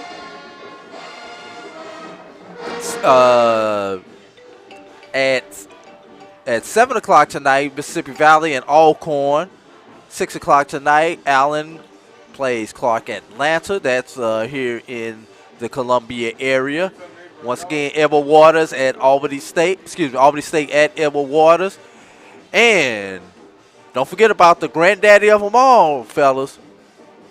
The Tuskegee Morehouse Classic kicks off at 8 o'clock Eastern tonight in Birmingham, Alabama. But your nightcap is Texas College and Ottawa. That game is at 9 o'clock Eastern time tonight. I don't think I'm staying up for that one. I don't think I want to watch it even if I did stay up, Brian. All right. But, two games. Bluefield at Fort Lauderdale.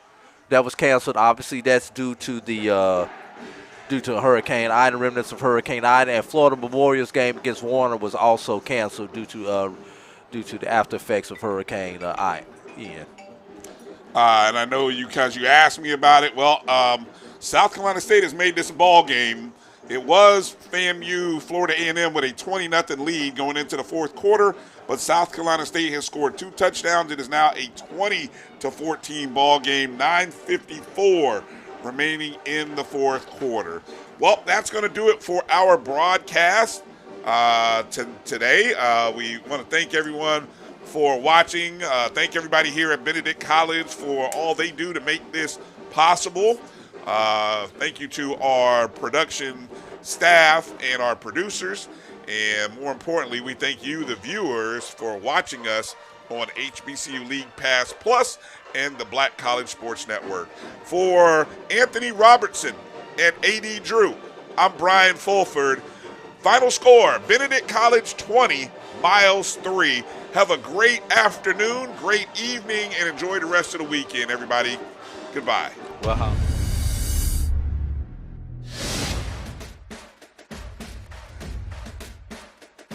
HBCU League Pass. Watch your favorite black colleges. Some of the best players in the land. HBCU